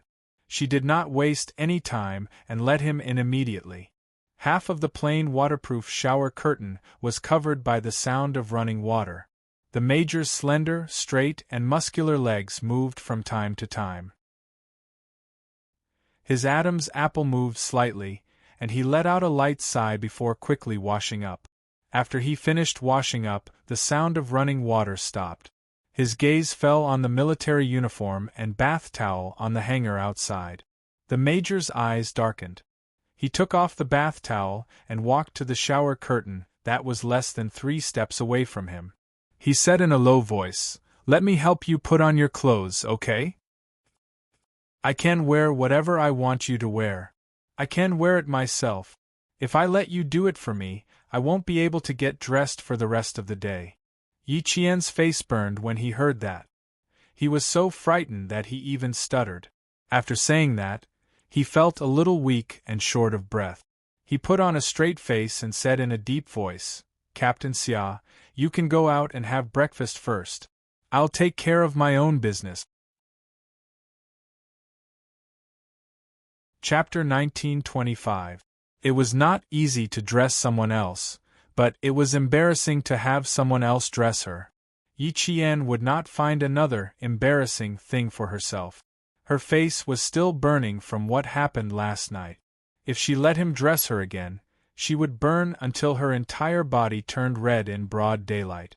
Xia Jinyuan, who was holding a bath towel outside, seemed to understand something. He raised his eyebrows and looked at the dark green winter coat, the shirt, underwear, and so on. His little fox seemed to have misunderstood him. He smiled and pulled the curtain open a little. Yi Qian, who was behind the curtain, was shocked again. She thought he was going to lift the curtain and come in. She couldn't help but shout, "Xia Jinyuan, stand still. You're not allowed to." Before she could say, "Come in," a bath towel was handed to her through the curtain. His voice was soft and seductive as he coaxed her softly, "Wrap the towel properly before coming out. I'll take the clothes out and put them on in the room. Last time, you helped me put on the military uniform. This time, I'll help you put it on." Yi Qian, who was silently wrapping the towel tightly around her, finally understood. So when he said, "Put on the clothes," he didn't mean help me put on the clothes one by one. Yi Qian knew she had misunderstood. She wanted to stick herself to the wall covered in water droplets. What nonsense did she say just now? Shameful, too shameful. Dressing your lover was an interesting thing to do. Xia Jinyuan draped one arm over Yi Qian's winter coat. His handsome features contained a gentle smile. He said softly to the person who walked out, "Come here, little fox." Yi Qian, who was only missing the coat, walked up to him and stared at him. "You said something that made me misunderstand again." "You're the one who misunderstood. Don't you know that I'm leaving soon? How can I help you put on the clothes one by one? Just as you said, if I were to dress you one by one, you wouldn't be able to wear any clothes for the rest of the day." Xia Jinyuan laughed. When he went into the bathroom earlier, he did have some thoughts, but he still had a task to do, so he didn't have time to indulge in love. Hugging her gently, he kissed her forehead and said softly, "Sometimes I don't pay attention to what I say. I didn't mean to tease you. It's also my fault for leaving a bad impression on you. I have to change." His embrace was very warm, so warm that she sank into it and did not want to leave. She rubbed her cheek against his. "There's not enough time. When do you plan to dress me up?" He needed to leave, and she also needed to leave. It was time for them to leave, so even if she was reluctant, she had to accept it. This was their choice, and it was a choice that they would never regret. "Very soon, but I'll need your cooperation." He let go of her arm and gestured for her to turn her back to him. He put on the coat as smoothly as he put on his own clothes. He then walked to the front and carefully adjusted his collar. He lowered his eyes slightly to look at the girl who had come for him. His chest suddenly felt warm, and he couldn't help but lower his head again. A gentle kiss landed in front of her eyes. Her long, fluttering eyelashes swept across his lips and also brushed across his heart. "There are still 5 minutes left. I can't accompany you to the hospital to say goodbye to Uncle Chen, and I can't accompany you back to school. Southern Province is not as good as the North. It's cold and there's no heater in the room. If the military doesn't have any arrangements for you after you go back, you can go to Beijing to accompany Uncle Chen, or you can go back to the villa complex." Chapter 1926. The clock never stopped ticking, and there were only 3 minutes left of the 10-minute. Xia Jinyuan did not stop reminding her. "Uncle Chen will be discharged in 6 days. After he is discharged, the military will arrange for him to go to the sniper base in the southern province. If you have no problems with your homework, you can accompany Uncle Chen to the sniper base to practice shooting." He buttoned the buttons of her military uniform one by one and said seriously, "Take good care of yourself. My mission here will take a long time, so I will temporarily cut off contact with the country. If you have any urgent matters, you can contact the brigade directly. Our comrades in the brigade will be happy to help you." Han Zheng's father is Minister Han of the General Logistics Department. My family is on good terms with Han Zheng's family. Uncle Han and my father graduated from the same military academy in the same class. Our families have always been on good terms. If you have any problems that you can't solve, just look for Han Zheng. He won't refuse. You don't have to worry about Du Jie. She doesn't have the ability to directly overstep her authority and reach into the campus of the National University of Science and Technology of China. You don't have to worry about anything outside. The most important thing for you now is to take care of your own matters. Finish your 4 years of studies with excellent results and get the title of Outstanding Student." He carefully reminded her, and Yi Qian listened attentively. When he finished, she said, "You too. Take good care of yourself." Okay. Their separation was imminent. After Xia Jinyuan helped her put on the coat, he looked at the beautiful girl with deep eyes. Then, He hugged her tightly in his arms and buried his head in her neck. He took a deep breath and said, "I'm leaving now. I'll bring breakfast to the car." The car to pick him up had arrived, so he needed to leave. Yi Qian hugged his waist tightly. When he lifted his head from her neck, she tiptoed and kissed his handsome chin. "See you next time, Captain Xia." They let go of each other in the next second. Yi Jian turned around and picked up the bread on the coffee table. Xia Jinyuan picked up his luggage and took the bread from her. He smiled at her, opened the door and strode away without looking back. Xia Jinyuan did not mention anything about his discussion with Principal Chen until he left. Yi Qian stared blankly at the door that closed behind him after he left. She slowly lowered her head to look at her hands. Just now, she could still feel his warmth on her hands, but now, they were empty. Only his breath remained. "I've just left and I've already missed you, Captain Xia." She smiled bitterly and murmured softly. After living 2 lives, she finally knew what love was like. Whether it was sour, sweet, bitter, or spicy, she would gladly endure it. At 8 o'clock, Yi Qian left the hotel on time and headed to the hospital. Xia Jinyuan, who was sitting in the car, spoke to Commander-in-Chief Xia. "It may involve a wide range of people, but a unit that erased the existence of a martyr already shows that there is something wrong with this unit. I'll report the problem to the military. I only hope that justice will be served for the martyr who sacrificed himself for the country. I want to investigate the matter clearly and let those with bad intentions know that they won't be able to hide the truth forever." Commander-in-Chief Xia's face turned pale when he heard this. If Xia Jinyuan had not reported the matter, he would not have known that there was a unit that dared to erase the glory of a martyr's life. How dare they? At this time, I will report it to the military commission, but everything will have to wait until I have a certain amount of investigation result. If we want to make a move, we have to make a big move. A small fight won't hurt us, but if we make a big move, it won't have much effect on a few scapegoats. Chapter 1927. Hearing the furious Commander-in-Chief Xia close the document he was reading with a sullen face, the Commander-in-Chief, who had not been angry for a long time, slammed his palm on the desk and said sternly, "Tell Xiao Yi that as long as I'm here, I won't let her mother suffer any grievances after her sacrifice." How audacious! How dare they erase the deeds of a martyr? I'd like to see what kind of monsters are stirring up trouble in this unit. A martyr was loyal to the country, yet she was treated like this after her sacrifice. If the military didn't solve this problem, how could they face the soldiers who risked their lives to protect the peace of the motherland? The morale of the army was in chaos, and the country was in chaos. How could anyone disturb the morale of the army? Dad, I haven't told her about this yet, mainly because I don't want to affect her studies and distract her. I plan to tell her when I have some clues. Please keep it from her for the time being. Xia Jinyuan originally wanted to investigate it himself, but the mission cycle was too long.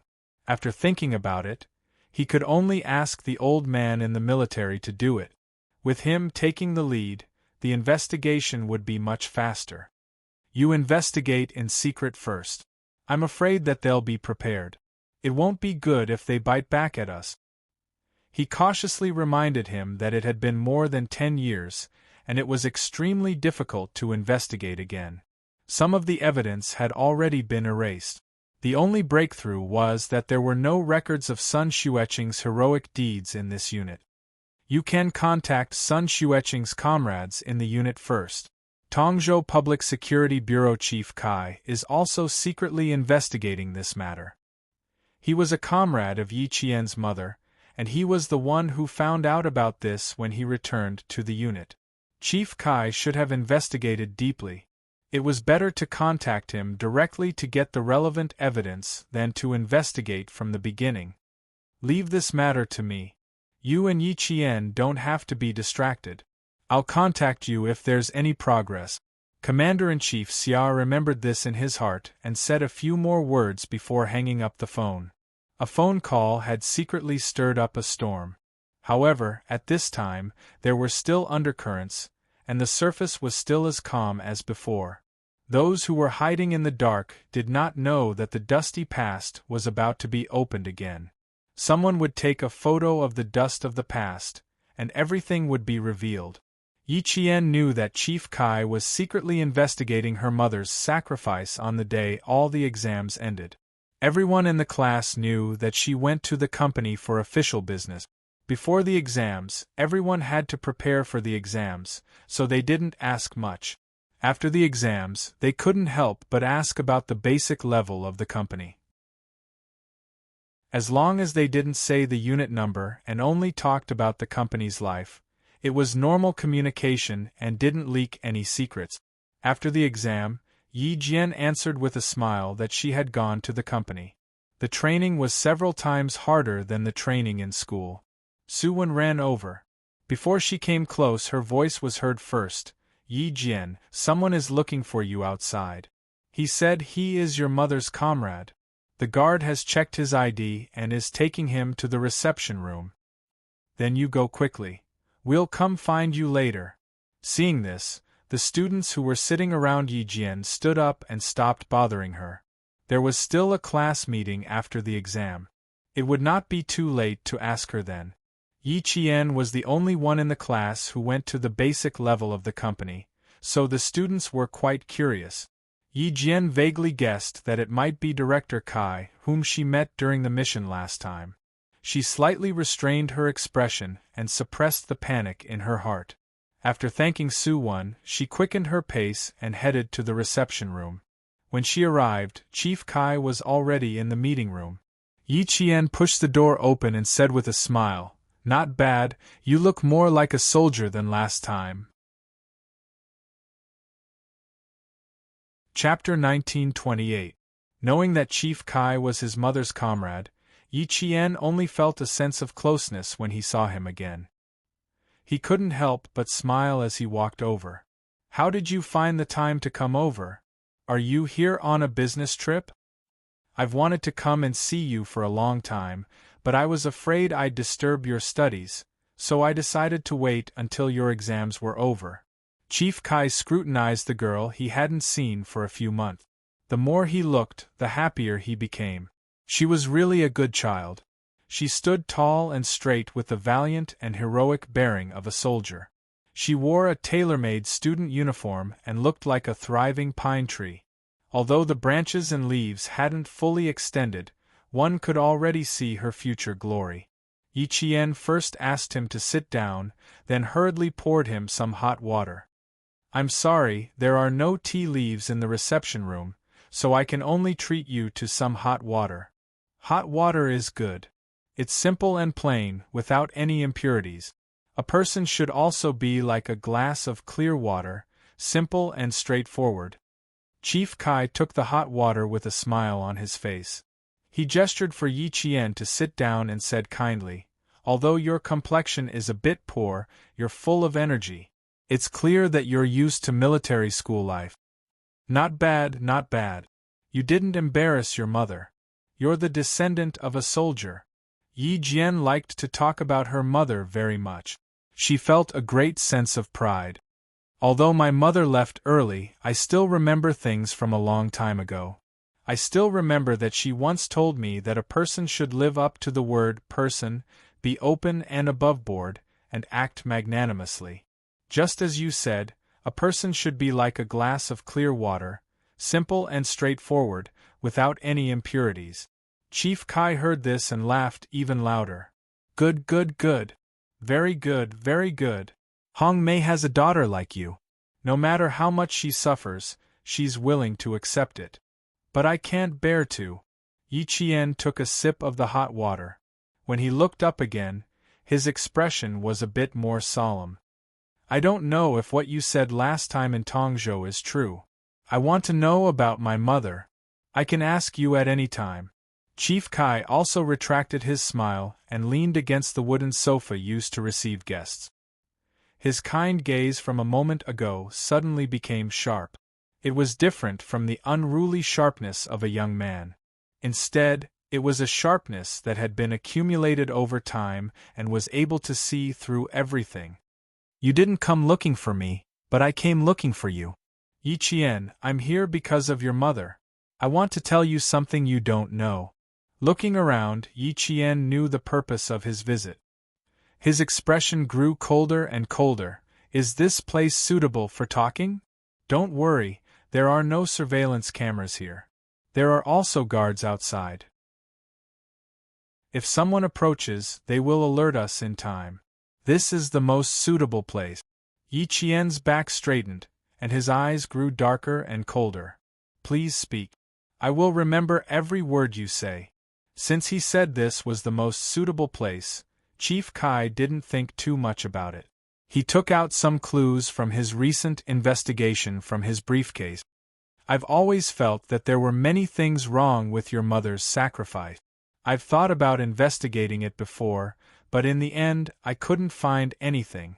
After I saw you, I felt guilty towards your mother, so I secretly investigated again. Back then, another comrade and I investigated and found another comrade who went on a mission with your mother. We found out about your mother's mission back then.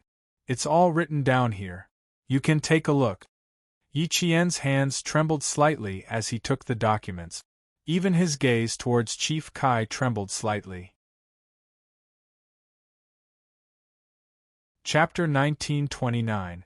She opened the folder and saw a picture of a young woman in an old-fashioned military uniform. She was very familiar with the picture. This was her mother.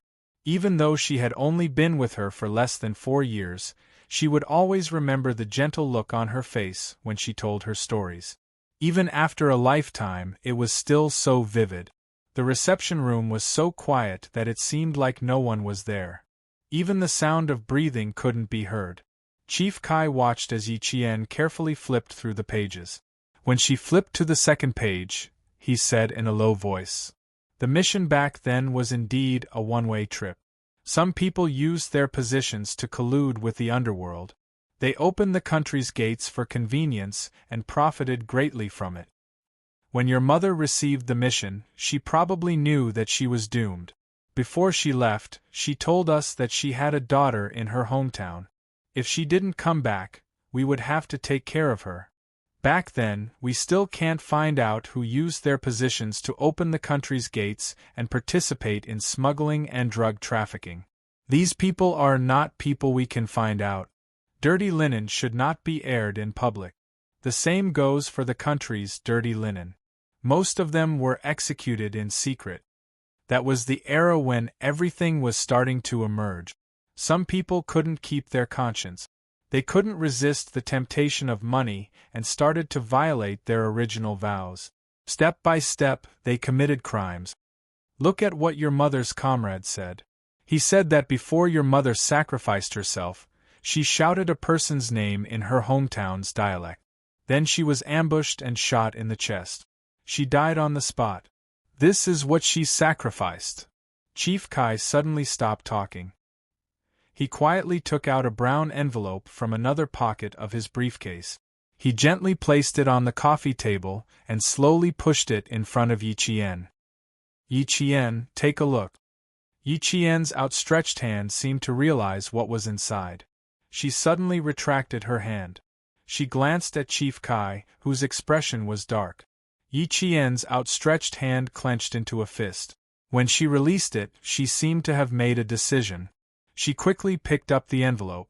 There was a picture inside. Even after more than 10 years, the colors were still so bright. It was a bright red national flag with some blue leaves. Under the national flag lay.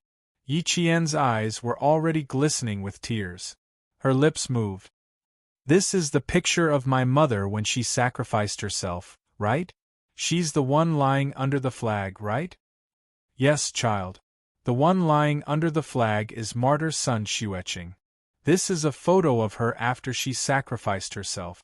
Chief Kai's voice was filled with sorrow.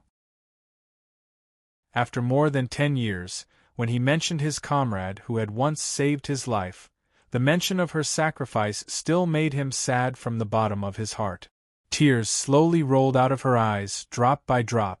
Yi Jian stared at the photo and sobbed in a low voice. The entire flag covered her mother from head to toe. She could only vaguely see the outline of her mother's body. She couldn't see her mother's face or body, but she could see the red flag was stained with blood. Before martyr Sun Xueqing was sacrificed, one of her comrades said that she once shouted something in her hometown dialect.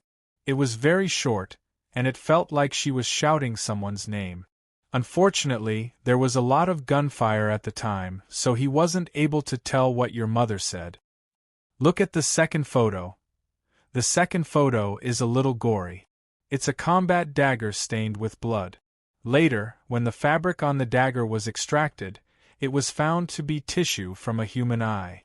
In other words, before your mother sacrificed herself, she used this combat dagger to stab a criminal in the eye. Chapter 1930. For some reason, Yi Qian's heart trembled violently. She looked up at Chief Kai abruptly. A criminal's eye? Did you catch the criminal? Her voice had a sharpness and urgency that she didn't even notice. Don't be anxious, child. Drink some water to calm yourself down. Chief Kai quickly got up and handed a warm cup to Yi Qian. You need to listen to me slowly. Then we can find a breakthrough together. Yi Qian clenched the photo in her hands. Her hands trembled as she took the cup. She took 2 small sips and suppressed the immense pain in her heart. She asked in a hoarse voice, I want to know if this criminal was caught. No. Other than killing a few criminals at the scene, we didn't catch the criminal whose eye was injured. Later, I heard your mother call out to her comrade in the dialect of her hometown. She mentioned this several times. When I found this comrade, he told me that no one cared even though he mentioned it. Someone even ran to the dorm window and warned him not to mention it again. He didn't mention it again until he left the army. He didn't mention it again until I found him some time ago. Yi Qian gently closed her eyes. A fierce and ferocious face flashed through her mind. Sun Yaozu. His eye was injured when her mother sacrificed herself. Old Madame Yi even said that it was an accident when she was working in a factory outside. The boss even paid a large sum of compensation because of it. The villagers said that it was at least 100 to 200,000 yuan. At that time, 100 to 200,000 yuan was an astronomical figure to the villagers. In the dialect of her hometown, Sun Yaozu. Then she remembered the fierce gaze he used to stare at her after his eye injury, and the year he kicked her unconscious. So that's why. She finally understood. She finally understood why Sun Yaozu hated her so much. She finally understood why old Madame Yi pretended to be kind even though she clearly hated her. She finally understood why she came to school to cause trouble in her 3rd year of high school. When she brought her parents' photo over, she looked so scared. She finally knew the reason. She put the photo of the dagger back on the table. Yi Qian, who was still quite emotional, now spoke in a terrifyingly cold voice. Can you do me a favor? I want to get the results of the tissue on the dagger. She had changed so much that Chief Kai could not keep up with her. He could not help but ask her, what do you want this result for? I want to compare it to see if it's the same person. It was a very calm voice, but it was filled with an extremely strong aura of hostility. Using a calm tone to speak in an extremely ruthless tone, even Chief Kai, a veteran who had seen many scenes, couldn't help but feel shocked. However, his attention quickly turned away. He lowered his voice and said, What did you think of? I thought about how it coincided with the time of my mother's sacrifice, and how she also happened to hurt her eyes.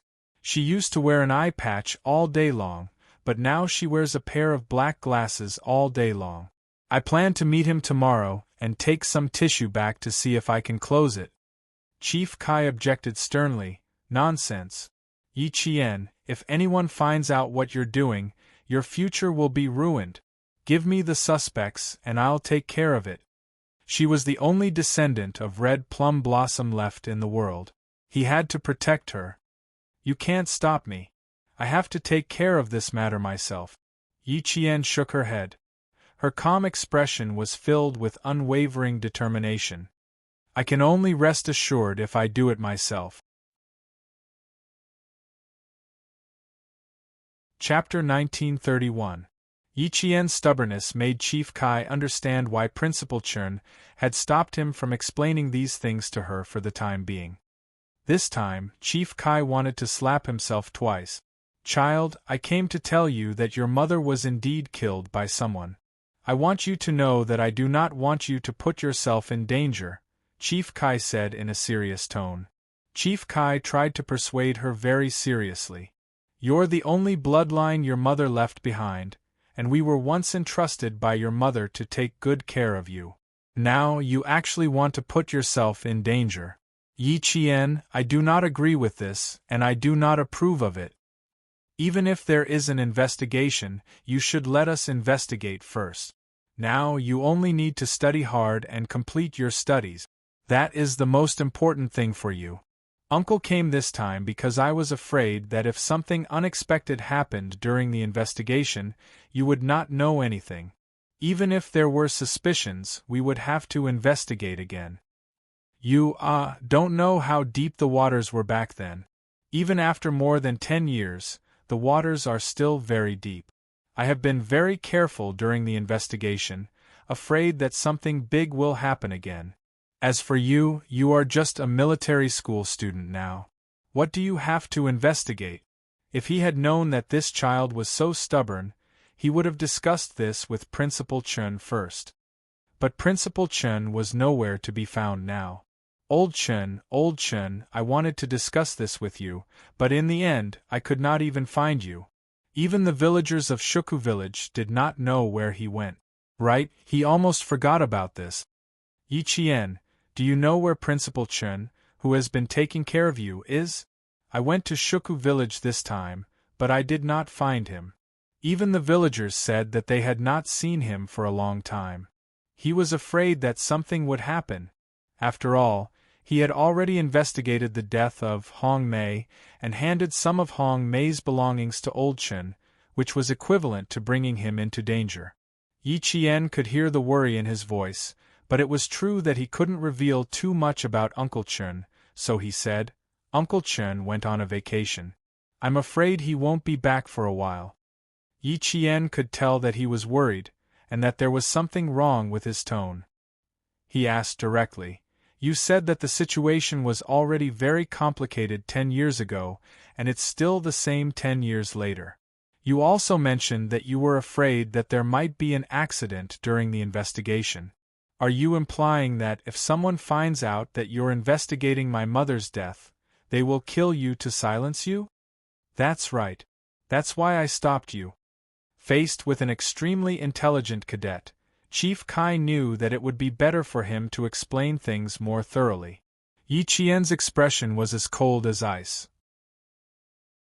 Since it's so dangerous, I can't just watch you and my mother's comrades take the risk. As her daughter, I must do what I should do. Don't worry about me. I won't be so stupid as to joke about my future. I have a way to get his eyes, and I also have a way to not let myself fall into his trap. Sun Yaozu, let's settle our old grudges together. Yi Qian, who had finished reading all the documents, did not put them away properly. After memorizing each and every one of them, he destroyed them one by one in front of Chief Kai. I've kept the 2 photos. I've already memorized the rest of the information. I can't keep them, lest they implicate you. At this point, Chief Kai knew that he had no way of stopping Yi Qian. He sighed and said, I'll see if I can get my hands on the test report. If I do, I'll let you know immediately. Chapter 1932. Yi Qian didn't plan on leaving for Nan Province immediately. She still needed to go back to the capital to pick up Principal Chun from the hospital before returning to Nan Province. Chief Kai knew that he had no way to stop the girl who was as stubborn as her mother. He could only repeatedly remind her to be careful and to contact him immediately once she found something wrong. She could not act on impulse. Old Chen was traveling at this time and couldn't be found. If he could find him, he might be able to persuade Yi Qian. Even after they left the school, Chief Kai still reminded Yi Qian to be careful and not act rashly. She needed to be calm when something happened. Yi Qian promised him again and again that she would look for him first if anything happened. Only then did he relax a little and leave. Yi Jian was very grateful to him. To her, Chief Kai was actually a stranger. But for her mother's matter, Chief Kai, who could have ignored everything, risked his life to find out the truth. As a daughter, how could she stay out of it and ignore it? The night after the class meeting, Yi Qian chatted with her classmates until 11 p.m. before returning to the dormitory. The next day, she and Su Wen took a flight to the capital. There were 4 students in her class who all lived in the capital. Only Su Wen took the same flight as her. The other 3 took the afternoon flight. The other 3 students all came from families with some background. Either their fathers were soldiers or their mothers were soldiers. Since young, they had been influenced by what they saw and heard. Their families had long planned for them to aim to get into the military academy before joining the army. This involved a promotion, and a promotion was the key to one's development in the military. Why was family education so important? It was because family education had a lifelong impact on an individual. The quality of family education directly determined a person's life. Su Wen and the others all came from good families. Their parents and relatives were all highly educated. They knew the importance of education, knowledge, and qualifications. From the beginning of their children's education, they had a clear plan. They wouldn't let their children go with the flow. Naturally, they were much stricter than the average family. The more Yi Qian interacted with them, the more she understood the importance of family education. After thanking Su Wen for the invitation, Yi Qian took a taxi directly to the military hospital. Now that she had time, she naturally wanted to spend more time with her family. Principal Chen was also very happy to see Yi Qian come over. He knew that she did not have any training plans for the winter break, so he brought Yi Qian back to the sniper base in the southern province to train with the snipers that were being groomed. Yi Qian had never been averse to training. Seeing that Principal Chen was in a good state of mind, and that he still exuded a murderous aura when holding a gun, Yi Qian felt more at ease. Political Commissar Yen looked at Principal Chen, who was strictly guiding this group of snipers, and said to Yi Qian helplessly, "Now that he's been specially recruited back to the army, he'll place all his focus on the sniper base in the future. We don't even have the power to restrain him anymore." I didn't expect the military to make such an arrangement. Previously, he was so tired from training this batch of snipers that he vomited blood. Now that he's received an order, he'll only put more effort into it. Little Yi, you have to persuade him. Regiment Commander Lu was also very worried. They all knew Old Chen's ability. He was the sniper at the top of the sniper team. Keeping him around was like keeping a mountain of gold. Even a mountain of gold would run out one day. The best way was to develop it rationally so that it could last for a long time. The next step was to memorize the sniper's image. Yi Qian, who had entered the sniper base, was in charge of clearing the bullets and arranging the guns. Hearing this, she checked to see if there were any problems with the sniper rifle. While adjusting the scope, she smiled and said, "Don't worry, I've already made an appointment with Uncle Chen. I'll only have 4 hours of special instruction every day." Chapter 1933. I also told him that since he was specially hired, he had to appear at key moments. If he appeared all the time, the other sniper instructors would have an opinion. If he did all the work of several people by himself, it would make the others seem incompetent. I also said that your intention of monopolizing the training was good. You wanted to train more excellent snipers, but this would offend others and bring criticism to yourself. For the sake of the unity of the entire sniper base, you had to change your habit of monopolizing the training. Commissar Yen had already laughed when he heard that. This advice was good, really good. With Principal Chen's temperament, only this kind of advice could reach his heart. Uncle Chen was stunned for quite a while after he heard that. I saw that he was wavering, so I asked him again if he was responsible for all the training and if the other sniper instructors were just watching from the side and giving simple instructions. If that was the case, then it would be your fault. The main responsibility of the sniper instructors is to be responsible for sniper training. How could they just watch from the side and give simple instructions? You're not helping them, you're taking their jobs. Yi Qian was already checking the fourth sniper rifle. She loaded the bullets into the magazine one by one, put the safety on, and adjusted the scope. There was no pause in her movements at all. Her posture was swift and skillful. Recalling Principal Chen's shocked expression at the time, Yi Qian, who was secretly laughing in his heart at the time, also laughed along with Lu Tuan and Commissar Yen. Uncle Chen was really scared at the time. He didn't have any intention of taking other people's jobs or taking credit for himself. He just wanted to train a group of snipers. He thought about what I said carefully. After thinking for a while, he finally sighed and answered me. He said that he really didn't think it through. When he returned to the sniper training base, he would correct it to prevent the other sniper instructors from misunderstanding. See, didn't he correct it? He's been back for 5 days now. Principal Chen is now strictly implementing 2 hours of instruction in the morning and 2 hours in the afternoon.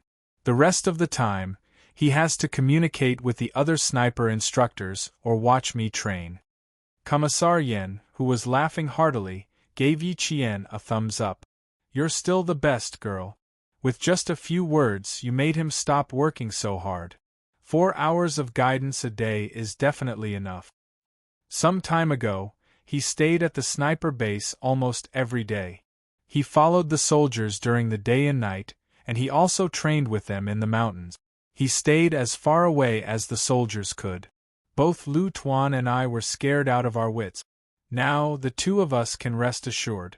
4 hours of guidance, plus teaching the sniper instructor, and letting them learn together. In the future, Old Chen will have more and more time to rest. Principal Chen, who was strictly training the soldiers, did not pay attention to this side. After finishing the camouflage training, he entered the range estimation image memory training. A sniper soldier ran over to Yi Qian from the other end of the training ground and saluted Commander Lu and Political Commissar Yen. Then he said to Yi Qian, "Yi Qian, the instructor wants you to go over and do a demonstration. You've probably entered range training." The soldiers who entered the training were all soldiers who had excellent results in shooting during recruit training. In June, the Southern Province Military Region received an order from the military headquarters to train a group of excellent snipers for anti-terrorist operations. The Southern Province Sniper Base would select the soldiers. At the same time that the Southern Province Military Region received the order, Principal Chen also received a transfer order from the military headquarters. Principal Chen, who was originally stationed in Shuku village and only occasionally went to the army, was transferred to the sniper base and began to train the selected soldiers. In the end, he was too tired and got injured. He was so tired that he had gastric bleeding and was hospitalized. Chapter 1934. Yi Qian had been here for 4 days and was already familiar with the newly selected sniper soldiers. Hearing this, he smiled at Lu Tuan and Commissar Yen, who had specially come to visit Principal Chen. "I won't accompany you. I'll go and train first." Go. We also have something to do and have to go." Lu Tuan smiled and waved his hand, indicating that Yi Qian didn't need to entertain them. "We'll come and visit Old Chen again when we have time. You don't have to worry." The sniper base was directly under the jurisdiction of the Southern Province's provincial military. Lu Tuan and Commissar Yen only had one training base for Zongnanhai's automobile soldiers. They came to take a look and left. They couldn't stay for long. They didn't let Yi Qian send them off. After she left, Lu Tuan smiled and sighed. From now on, this will be Old Chen's base. I'm afraid the troops in the mountains won't be able to invite him back. Yes, it's a pity. In the past, Old Chen would occasionally go to the army to guide the soldiers' shooting training. The shooting standards he brought out were quite high. In the future, well, we can only watch. Commissar Yen smiled and patted his partner's shoulder. We still have to rely on ourselves. Old Chen has already brought out a batch of soldiers for us. Let this batch teach the next batch. Old Chen's efforts won't be in vain if he teaches them batch by batch. After we leave, Old Chen and Little Yi probably won't be able to come back to the army. Let's go, Old Lu.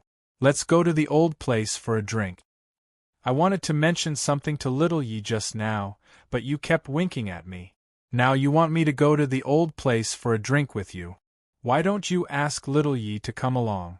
She's like our child.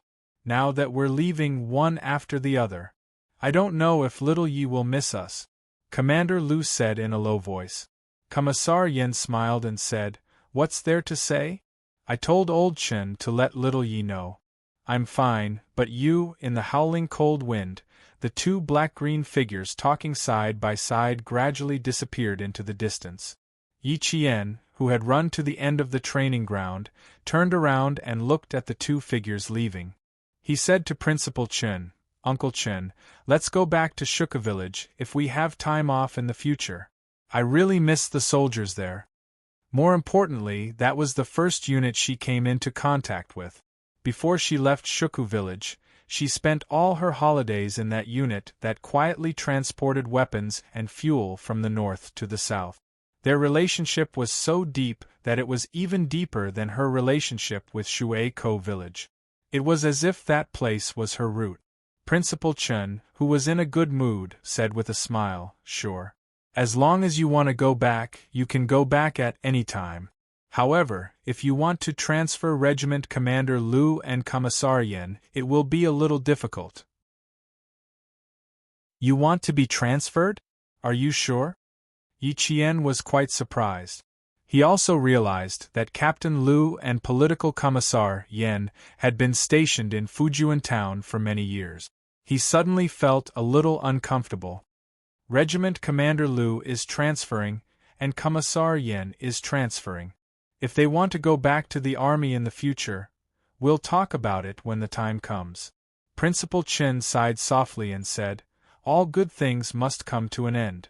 When a certain time comes, everyone will leave. When the transfer order is given, they have to leave even if they don't want to. The bitterness in Yi Jian's heart deepened. Every year, there will be veterans retiring from the army. I still remember when I was in junior high school, there were a few troublesome soldiers from the coastal cities. After a few years, they have all retired and returned to school. I wonder where Regiment Commander Lu will go after his transfer, and where Commissar Yen will be transferred to. Just now, why didn't I ask more? Yi Qian looked at the place where they had stood together just now. His good mood was slightly affected. Chapter 1935. Commissar Yen didn't want to distract you. He didn't even plan to tell me in advance.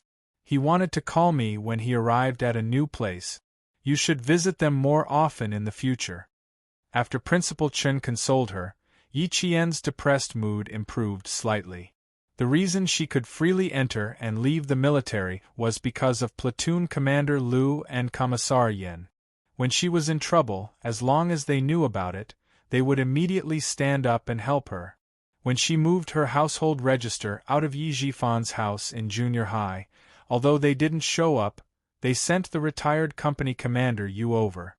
At the same time, they also brought along documents from the military so that Yi Jifan couldn't forcefully hold onto her household register.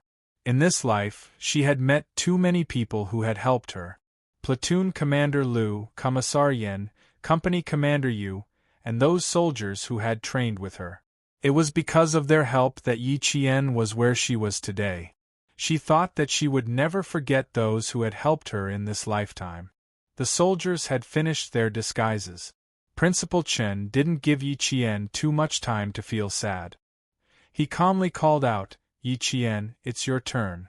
Then he immediately sent her into the training. Under Principal Chen's instructions, a dummy wearing a training uniform with all kinds of combat equipment stood 100 yards away from the sniper trainees. The sniper trainees were led by Yi Qian. They held sniper rifles and directly observed the dummy with their naked eyes without using the scope. Remember all the details of the dummy. Remember as much as you see. Remember everything you see with your naked eyes. Later, the sniper instructor will very likely ask for the specific location of a combat equipment on your soldiers. You need to shoot quickly or tell them. Yi Qian reminded the sniper team members around her. They would be anti-terrorist soldiers in the future, so their training would be much stricter than normal soldiers. The requirements for them would also be much harsher. In order to prevent them from resisting the harsh training in the future, it was best to let them adapt to the strictness of the current training from the beginning. Roger. The soldiers of the sniper team nodded in unison. This female soldier had shocked everyone on the first day she came. Regardless of whether it was standing shooting, prone shooting, or continuous shooting, she could directly hit a grand slam. Even the jump suppressive shooting had a 100% hit rate. His shooting skills had reached a level that even the instructors were left speechless. It could be seen how terrifying it was. "Retreat 200 yards, Principal Chen ordered. The soldiers beside him immediately waved their flags, reminding the sniper team to retreat. All details, colors, and equipment within 200 yards can be seen clearly with the naked eye," Yi Qian reported. Then, he received a signal to retreat 300 yards. He reported again, "The outline of the body is clear. The color of the face can be seen. The details of the appearance and the equipment on the body can be seen. The outline is somewhat blurry." Then, he said to the soldier beside him, "Remember the details of 100 yards, 200 yards, and 300 yards, as well as the changes in the outline of the equipment. This will be of great help to future ambushes and snipes.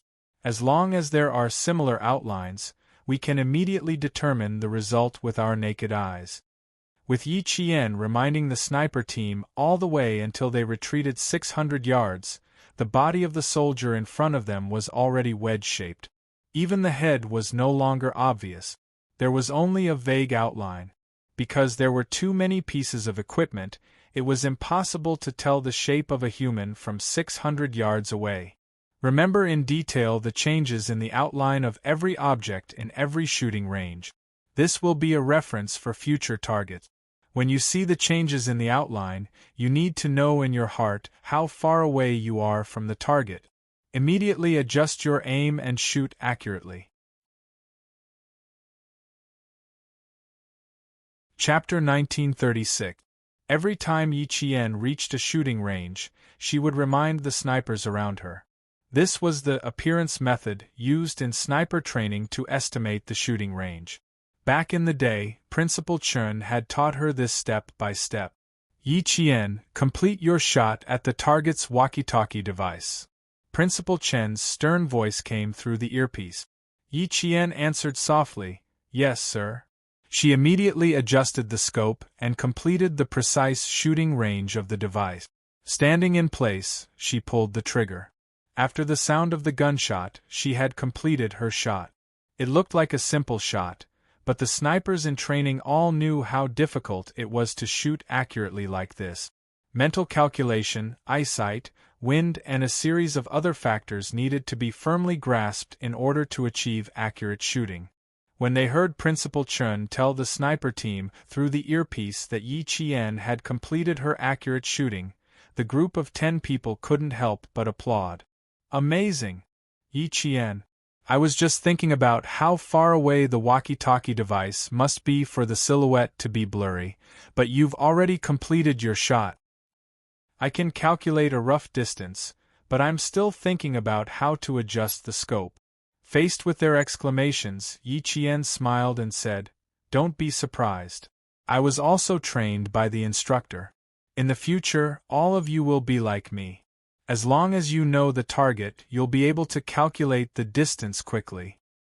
Yi Qian, get into position. The rest of the soldiers begin firing. Principal Chen waited for Yi Qian to finish speaking before instructing her to get into position. With her around, the male soldiers' morale would always be boosted because no one wanted to be outdone by a female soldier. Next up was the test for the sniper team. Every time Principal Chen named a target, the named soldier would be able to complete his shot as quickly as possible. These soldiers were walking the same path Yi Qian had walked in the past. Even though their talent wasn't as rare as Yi Qian's, hard work could make up for it. After rigorous training, they were all definitely outstanding snipers. Principal Chen had never let his country down, nor had he ever let down the military that entrusted him with this responsibility. There was too much to learn in order to become an outstanding sniper.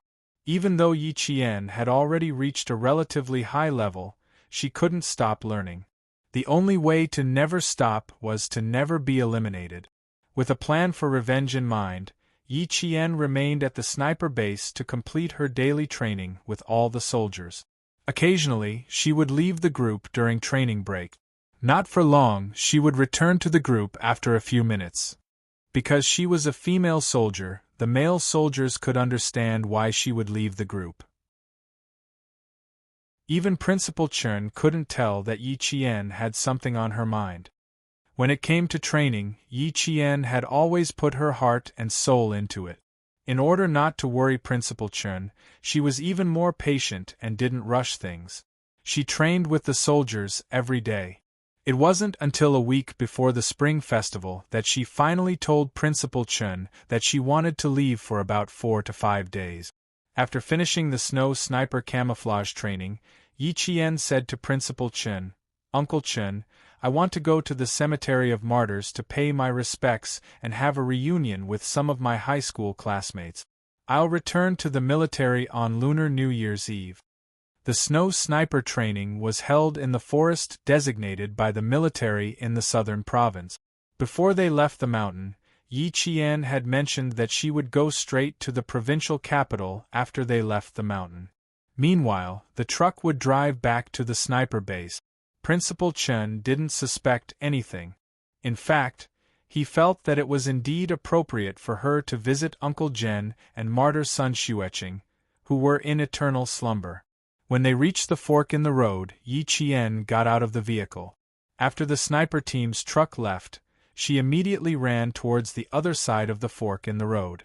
There was a vehicle arranged by Ho Zi waiting for her there.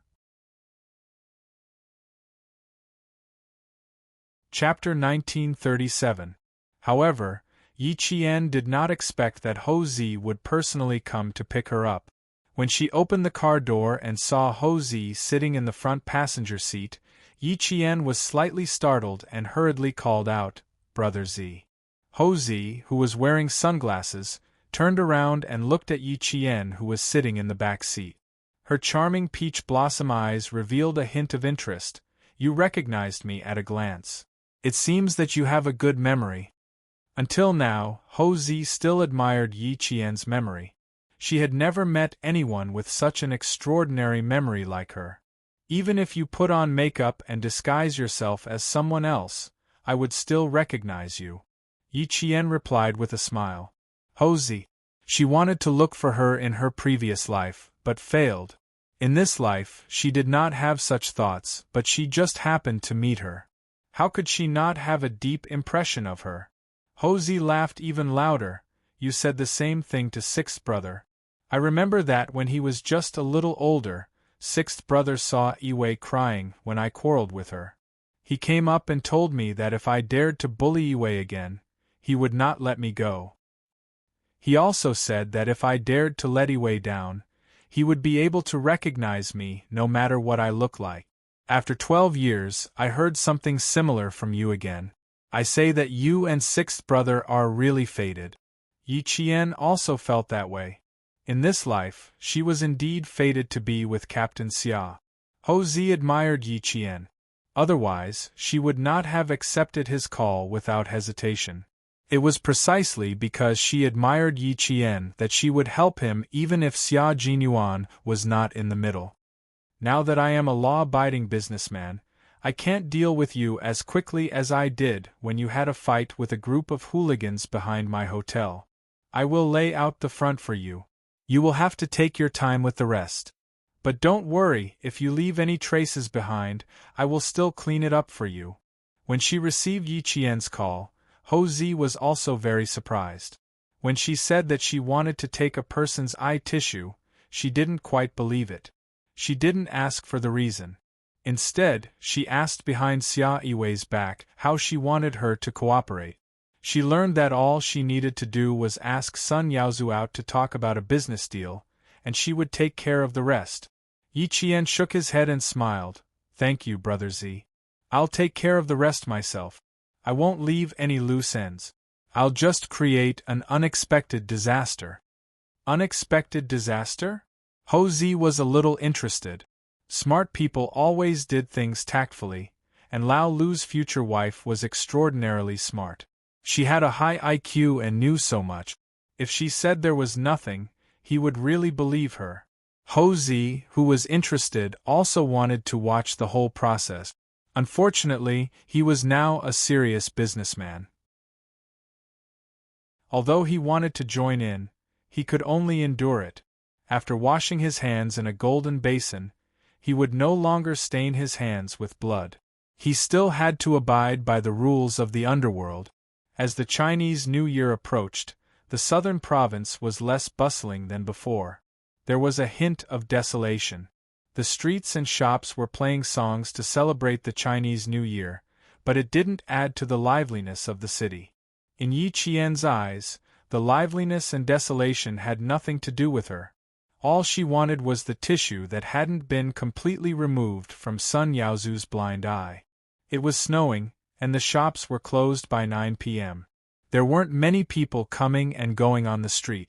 Everyone shrunk their necks and walked hurriedly with their hands clasped together. The bus stop was even more deserted. There weren't many people taking the buses that passed by. The entire provincial capital was empty as the migrant workers returned to their hometowns for the Chinese New Year. The desolation and emptiness added to the bleakness of the city in winter. Chapter 1938. Yi Qian looked down at her watch for the second time. The phone that Ho Zi had prepared for her beeped with a message notification. With one hand on the steering wheel, Yi Qian opened it and glanced at it. Her tightly pursed lips curled up slightly. Sun Yaozu, it's time to settle the score with you. Tonight, I'll only let you see blood. The next time we meet, I'll take your life. Her hatred had never disappeared. It was just that she hid it better and deeper. She knew that she couldn't do it without a certain level of strength. Now that she had the chance, she would waste her 2 lives if she didn't seize it. She didn't feel guilty. She didn't feel guilty at all. The person she wanted to kill had committed a heinous crime. She didn't need to do it for him. She was just doing it for herself. With a cold expression, she started the car and drove off. The car seemed to be going faster and faster. In the blink of an eye, it disappeared at the end of the street. In the hotel, Ho Zi glanced at the phone handed over by her assistant. There were only 2 simple words on the screen. Thank you. Just like her, she was simple and pure. Even the way she did things was the same. Her actions were more daring than a man's. As someone who had been in the underworld, Ho Zi didn't think that Yi Qian's actions were inappropriate. Revenge for revenge. Don't say that the world is unfair. As long as you have the ability, you can get justice for the past unfairness. If you don't have the ability to get justice, you can't blame others. Fairness won't come to you for no reason. You have to work hard to know what fairness is.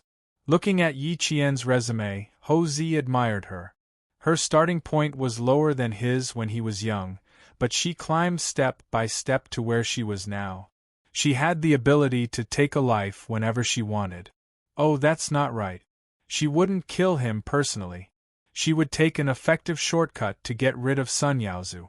Tonight was the first step in her plan. As for him, He didn't have to do anything. He just had to wait. Brother Z, you don't have to do anything. You just have to make him walk to your right and face the road when you leave the hotel. Remember, you must make him face the road, because I want him to have his eyes pierced again. Ho Zi walked out of the private room and glanced at the oblivious Cyclop. Yi Qian's words flashed through her mind. She chatted and laughed as she walked out of the hotel. Ho Zi calmly looked at the traffic on the street. After everyone left, he stepped in front of Sun Yaozu and slightly staggered so that Sun Yaozu was facing the road. He stretched out his hand and smiled. Mr. Sun, then we have a pleasant cooperation. I'm waiting for Mr. Sun to draft the contract to my assistant as soon as possible. I hope that after the Spring Festival we can officially establish a cooperation relationship. Sun Yaozu, who was now proud of his success, saw the boss of the underworld that he didn't dare to offend politely shake hands with him. He pushed away the glasses that his assistant-cum-bodyguard handed to him and stretched out his hand with a smile. Well said, well said. To be able to cooperate with you, it's... Something shiny suddenly splashed as a car sped past. Sun Yaozu, who was facing the road, didn't even have time to finish his sentence before a flash of light flashed in front of his eyes. Then, he covered his eyes tightly and howled like a pig being slaughtered. Everyone didn't realize what was going on. Although Ho Zi knew that something would happen, he didn't expect it to happen so suddenly. The black car sped past. Even he, who was closest to Sun Yaozu, didn't notice anything strange. The guy who was talking to him a second ago had his eyes pierced in the next second. Chapter 1939. The speeding car didn't attract too much attention. There was more than one car coming and going on the road. In the chaos, who would pay attention to a car? Mr. Sun, Mr. Sun, Mr. Sun. Mr. Sun, what's wrong with you? Blood, Mr. Sun. Mr. Sun is bleeding. Ho Zi roared, what are you panicking for? What the F***ck are you all panicking for? Call the ambulance. You guys, bring me the hotel's sterilized towels, quick! At this time, the boss of the underworld showed his majesty. Although he was wearing a tailored suit, he looked elegant and calm. Then, he roared and immediately calmed the panicked scene. The waiter brought the sterilized towels. Ho Zi said to Sun Yaozu, who was howling in pain, Mr. Sun, cover it with the towel first. There's a lot of blood. Sun Yaozu was in so much pain that he couldn't listen to anyone. He felt the pain again after more than 16 years. It was so painful that he wanted to roll on the ground. It was so painful. I'll cover it with the towel for you. You can't stop the bleeding with one hand. Ho Zi looked at the blood flowing out between his fingers. His expression didn't change at all. He was used to seeing this kind of blood. What he was interested in was, how did old Six's girlfriend manage to injure Sun Yaozu's eyes without even showing herself?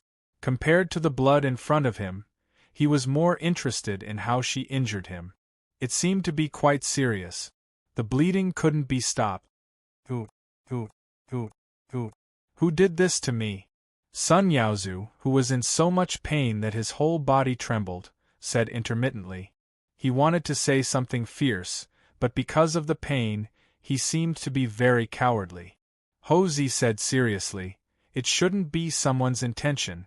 Based on Mr. Sun's position just now, if there really was someone's intention, all the vital parts would be exposed. But it's not certain. Mr. Sun, you'd better investigate this matter carefully. You also know that the land you bought is the most promising piece of land in the southern province. It's possible that someone is holding a grudge. You're bleeding too much. You offended Mr. Sunday. After saying that, Ho Zi grabbed Sun Yaozu's wrist and pulled hard. He saw a glass-like fragment embedded in his eye. In the light, the sharp fragment flashed a bloody light. Amazing! He still couldn't figure out how she did it. It actually hit the damaged eye right in the middle of the eye.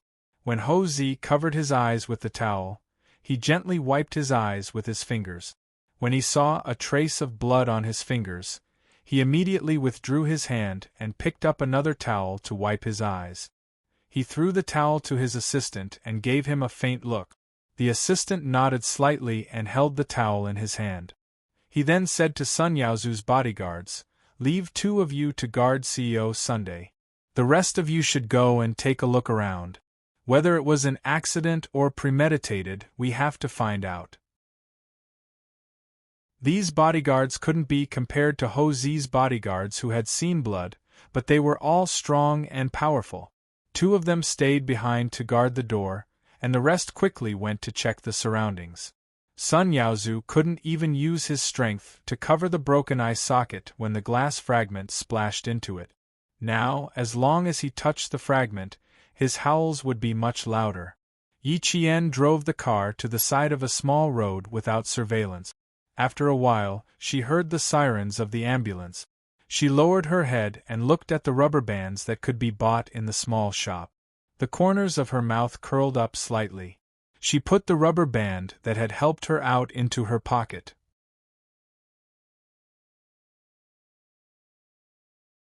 Chapter 1940. Ho Zi's assistant walked over from the darkness. He obeyed Yi Qian's instructions and walked around the 2 intersections to the black car parked under the shade of a black tree. "Miss Yi, Brother Z asked me to give this to you." He took out a towel with eye tissue from his pocket and handed it to Yi Qian respectfully.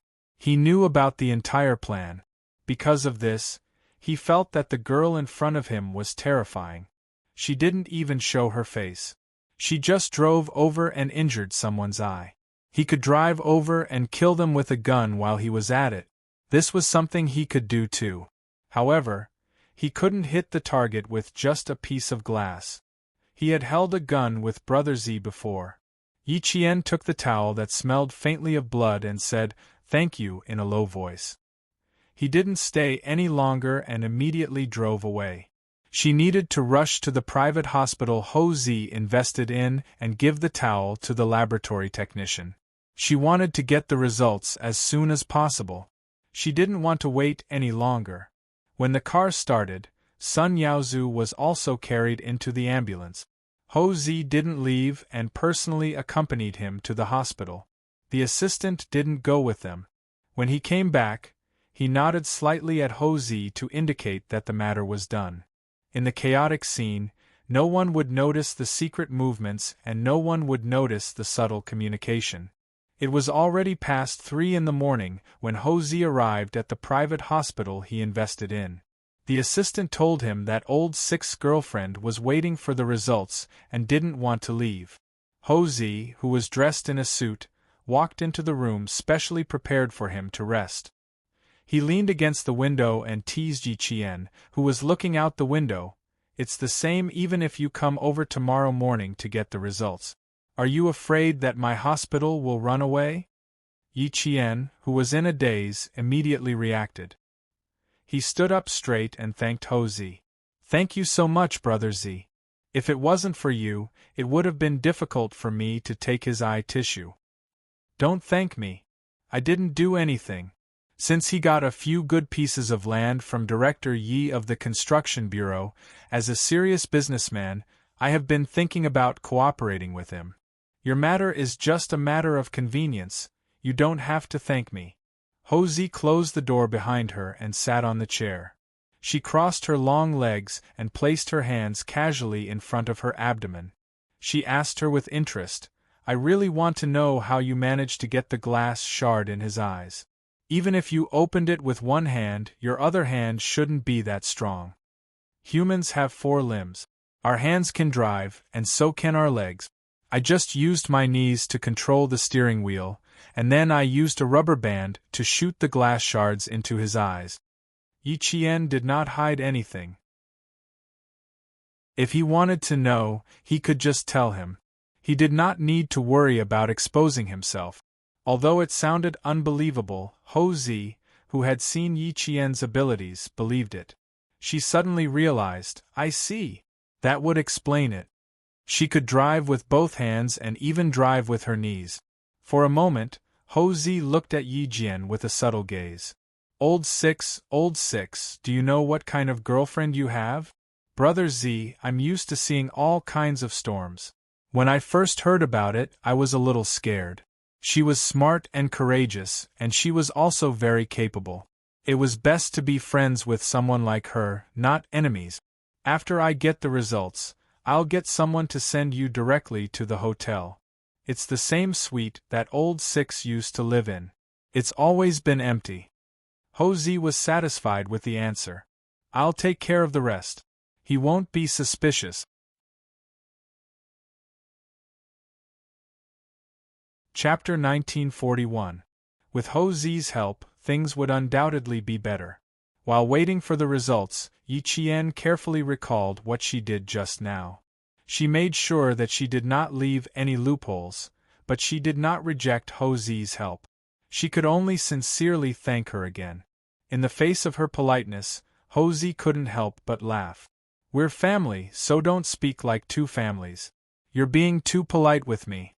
Seeing the girl in front of him become a little embarrassed because of his words, Ho Zi laughed out loud. She was a somewhat contradictory girl. She was very innocent when she smiled, but when she did things, her expression did not change at all. Only old Six would dare to find a girl like her. Ordinary people would not have such courage. Looking down at the time, it was indeed late. Thinking that there were still people waiting at home, Yi Qian did not bother being polite. Yiwei is still waiting at home.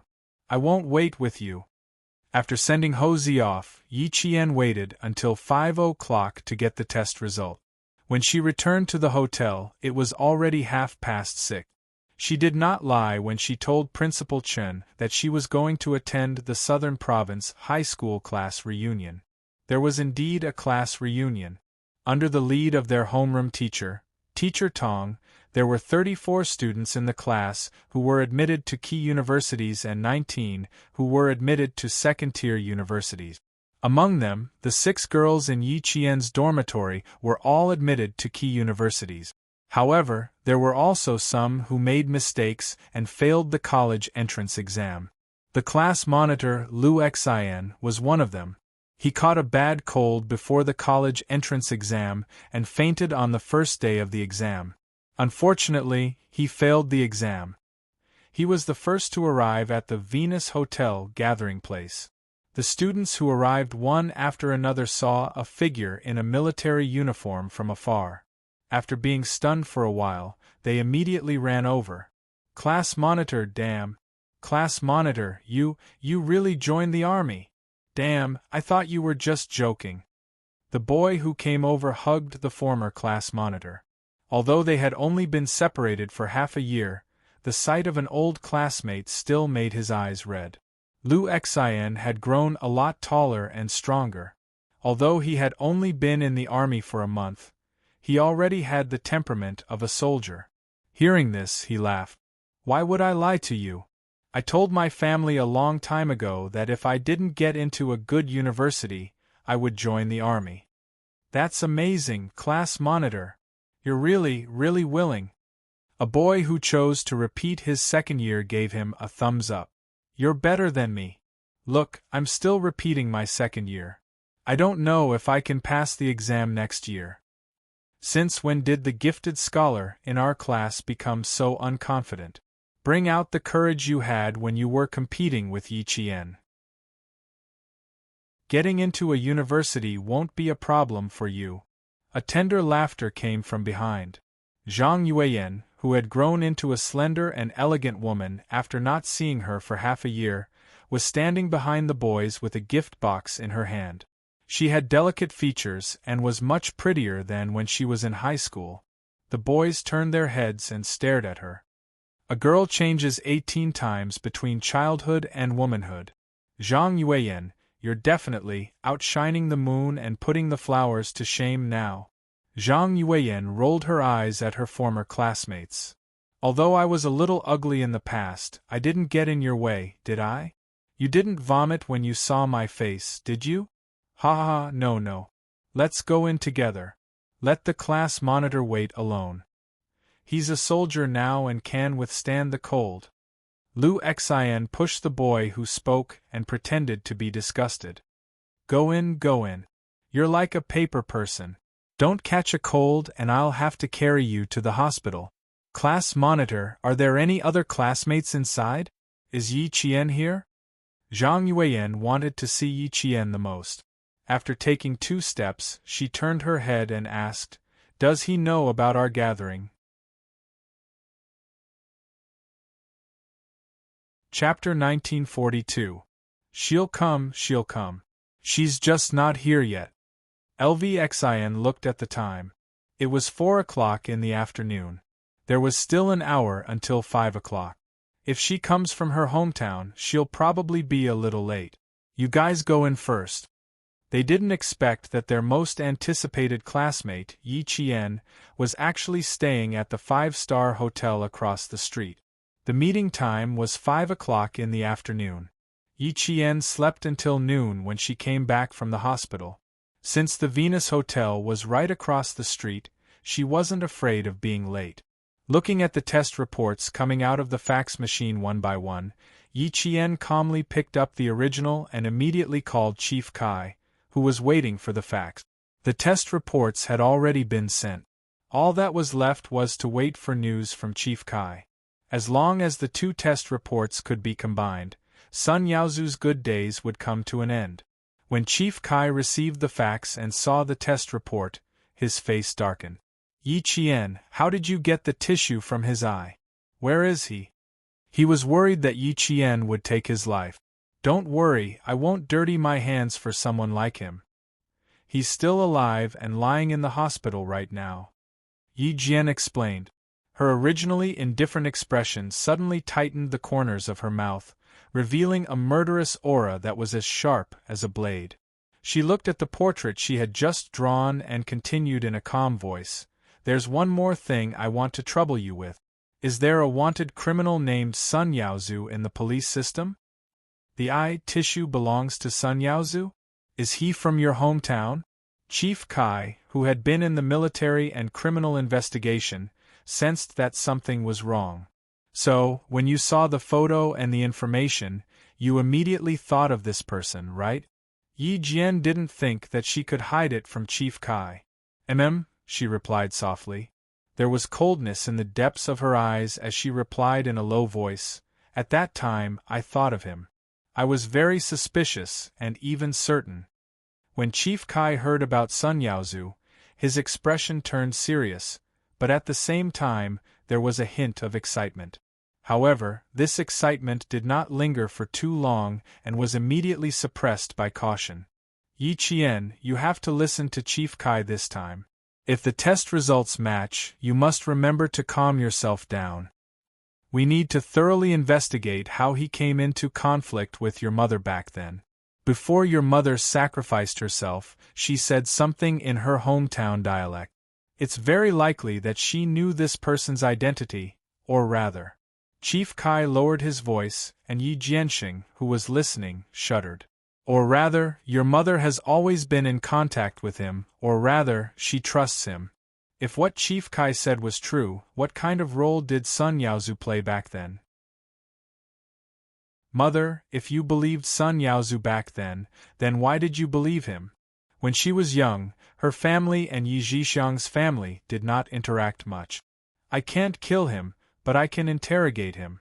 If the test results match, I want to interrogate him. Yi Qian said softly, with an aura that did not allow them to question him.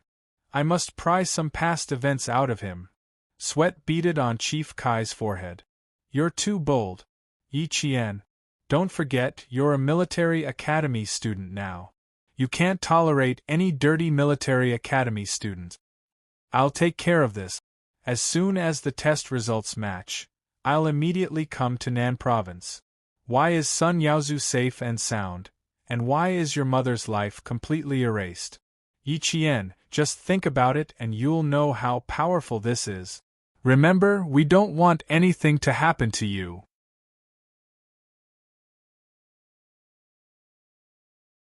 Chapter 1943. She knew that she had been holding it in until the hatred in her heart was shackled. Now that the grass had moved, the shackles could no longer hold it in.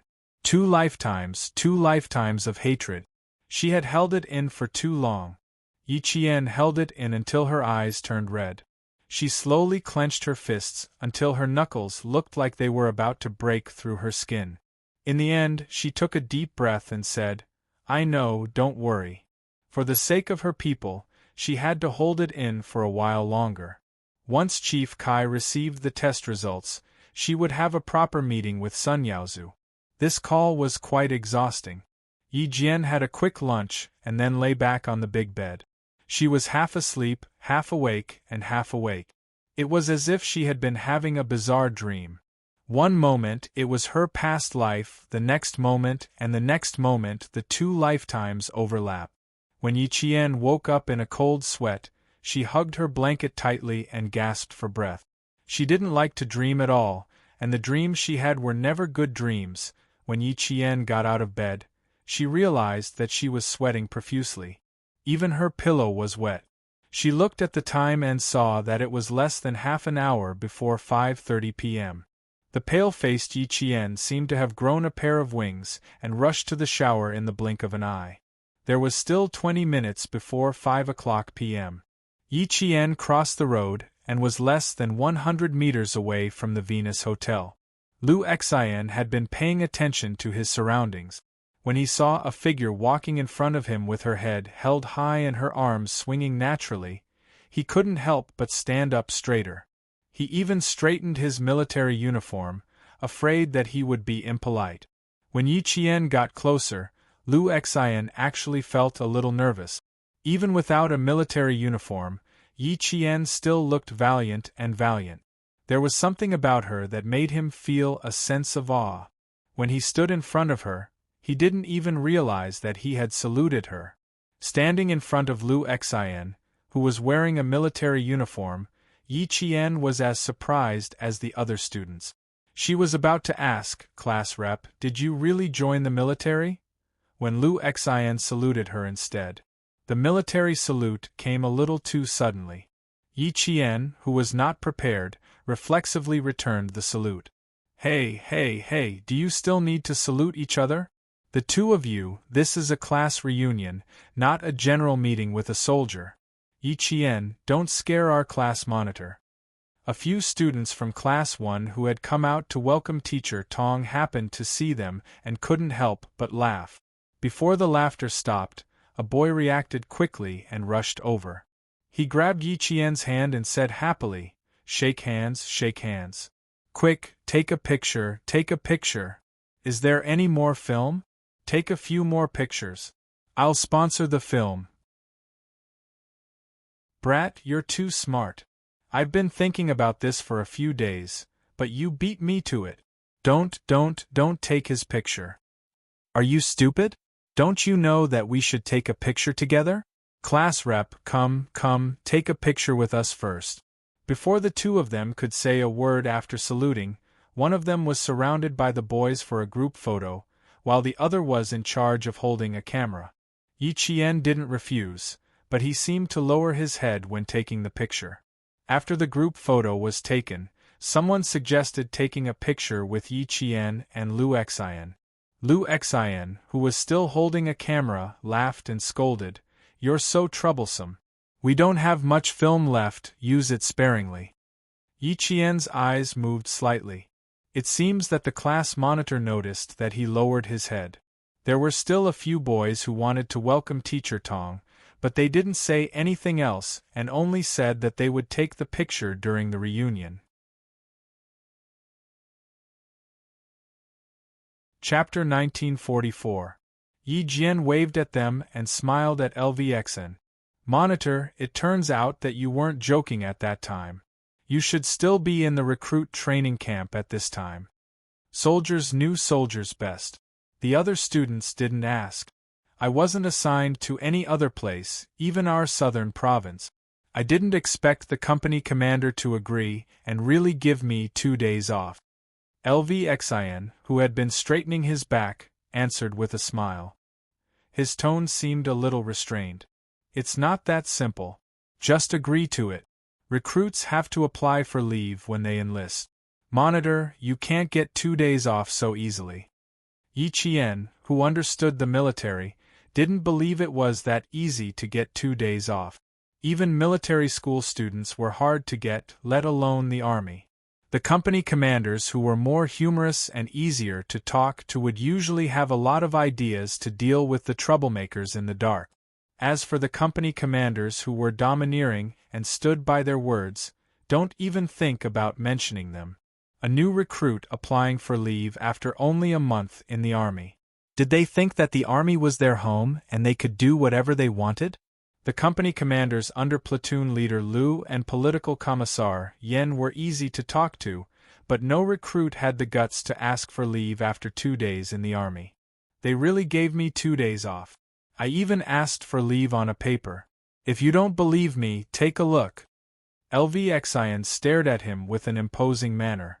His hair was slightly numb. He hurriedly opened the pocket of his coat and took out a carefully folded piece of paper. Look, there's the company commander's signature on it. Yi Qian saw that he was so nervous that sweat appeared on his forehead. He couldn't help but laugh out loud.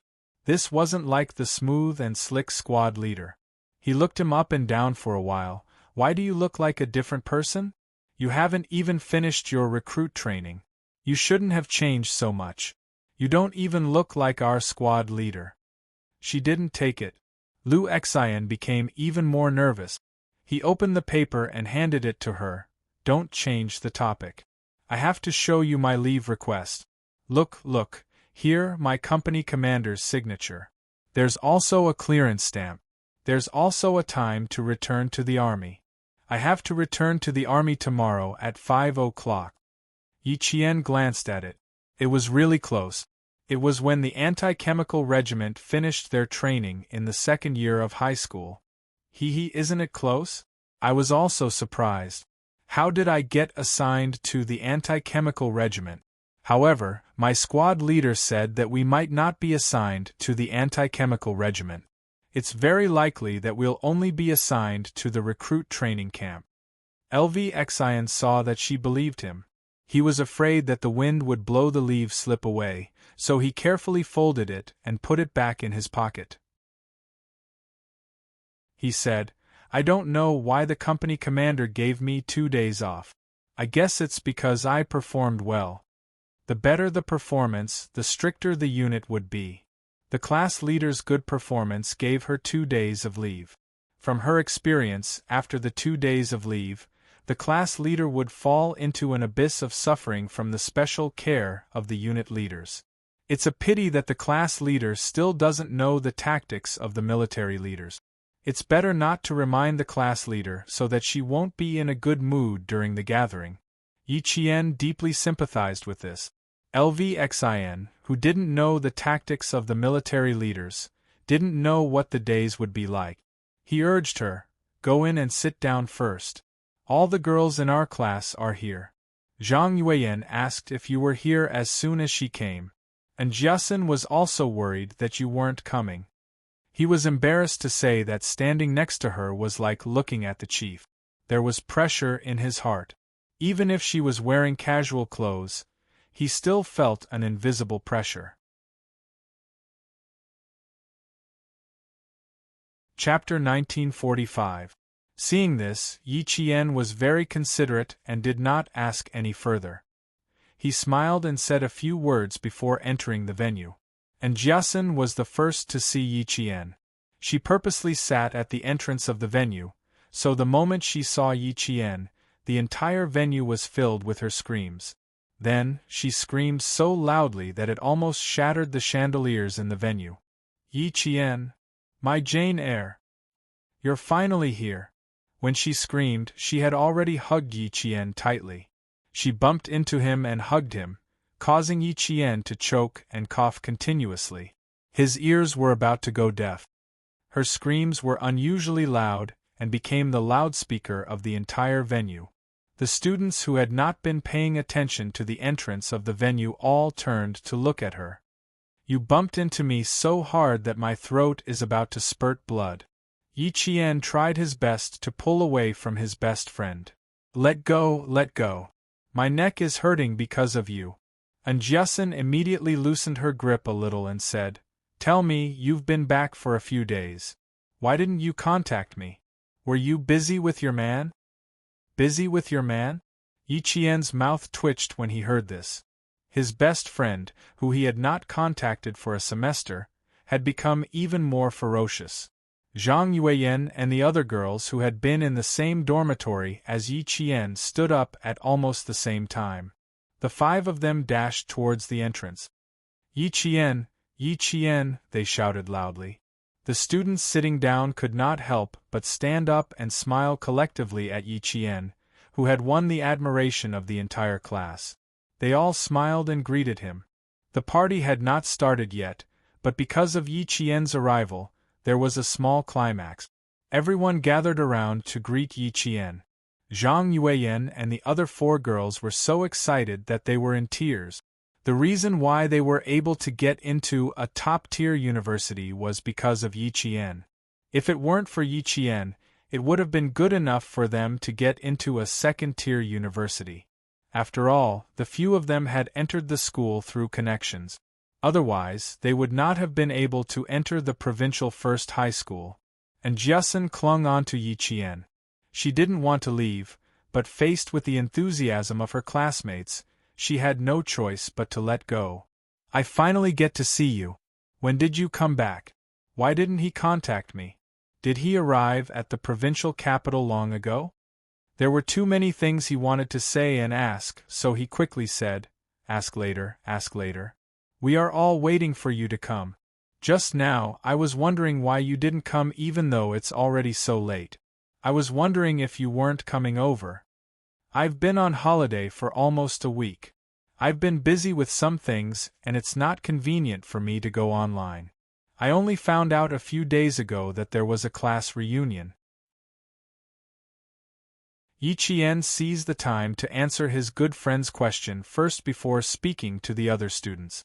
Mengwen, who had been competing with Yiqian since the beginning of school, was still the same as before. She was the type of person who did not hold back with her word. She leaned on a girl's shoulder and said with a faint smile, A top student who comes at the right time is indeed different. I almost thought that teacher Tong had come. You are indeed the idol of the entire class. You are surrounded wherever you go. Mengwen, it's a good thing that you got into a good school. If you got into a normal school today, the entire class would be jealous of you. Yiqian looked at her with a smile. He raised his voice slightly and said teasingly, It's also a good thing that you got into a good school. Otherwise, I wouldn't be able to cause trouble with my classmates today.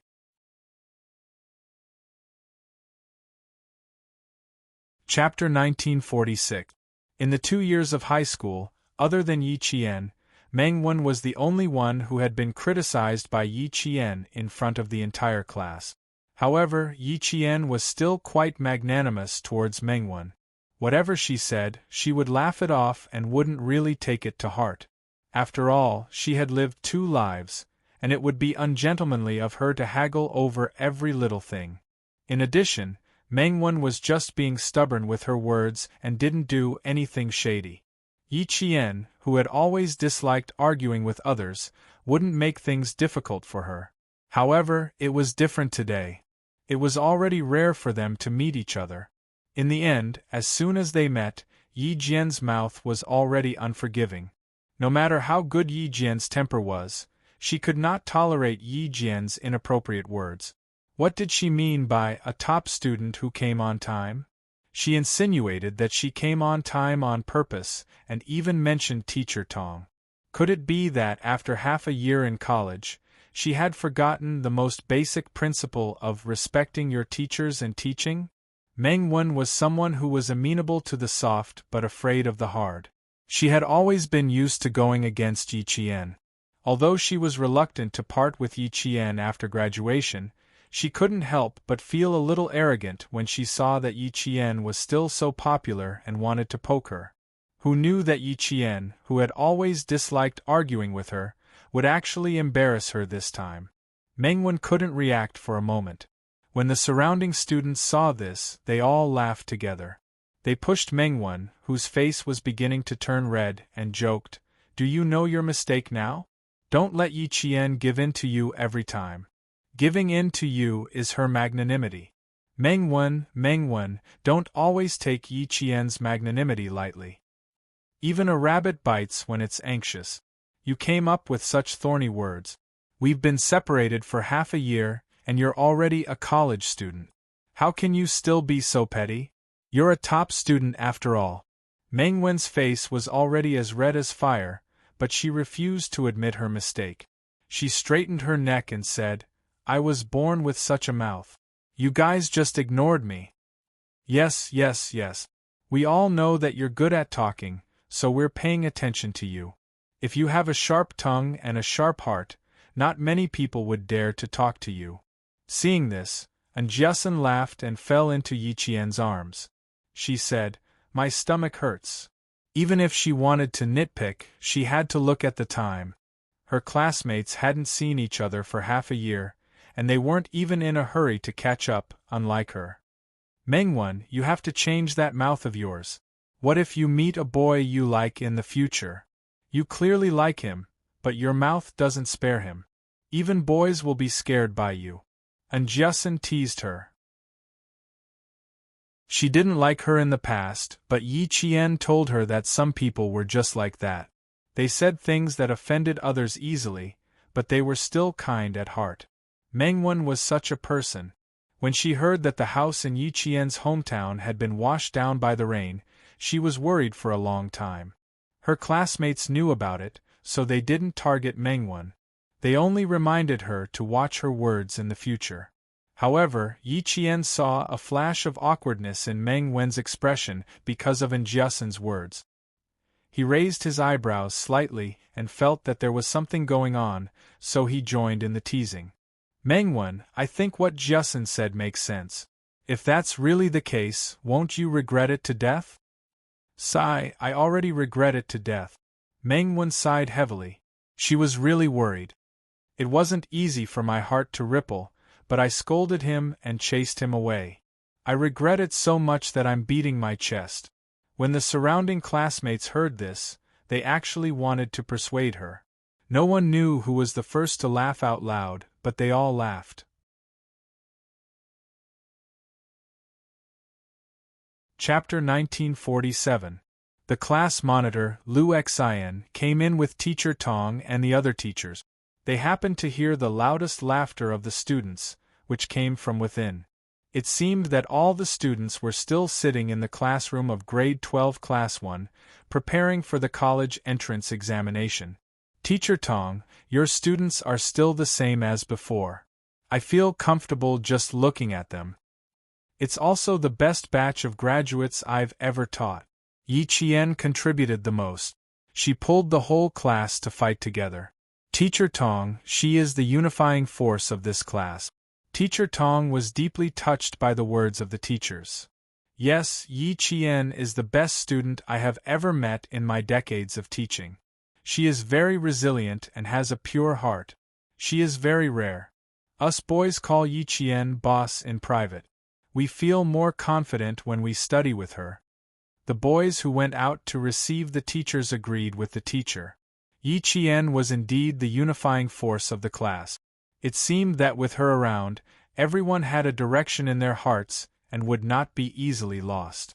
A long time later, when the news media interviewed this teacher, who had taught a female general, 2 leaders of the Great Hall, 5 provincial officials, a diplomat, and several big entrepreneurs, they asked her what teaching methods she had used to let these students achieve the glory of No. 1 high school in the province. The news media asked her what teaching methods she had used to let these students achieve the glory of No. 1 high school.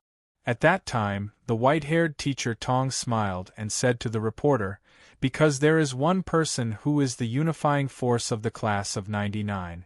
My students all say that with her around, their goal and hope will always be there."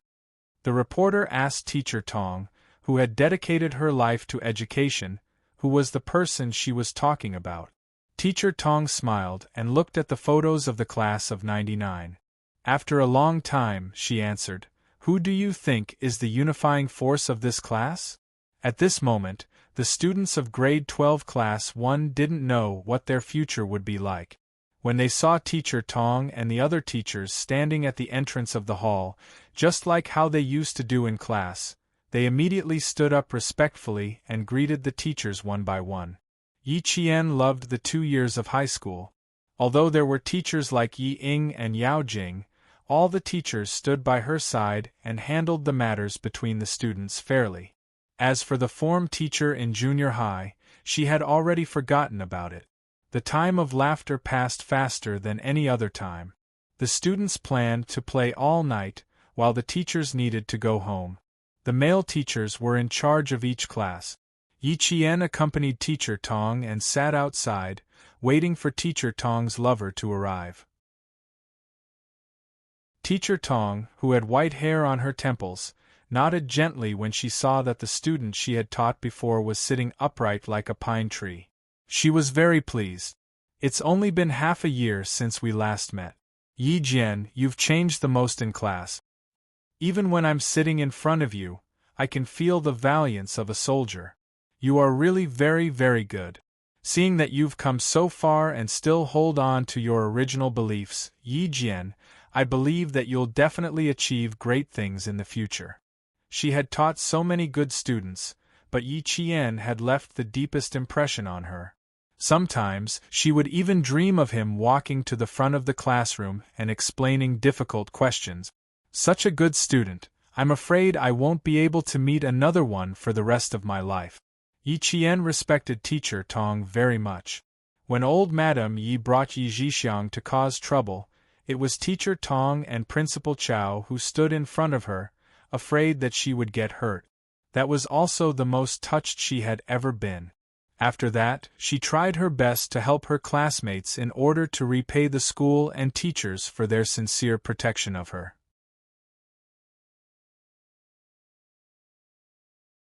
Chapter 1948. You don't have to do anything, but you have to have a clear conscience. Yi Qian helped Teacher Tong sit down and smiled.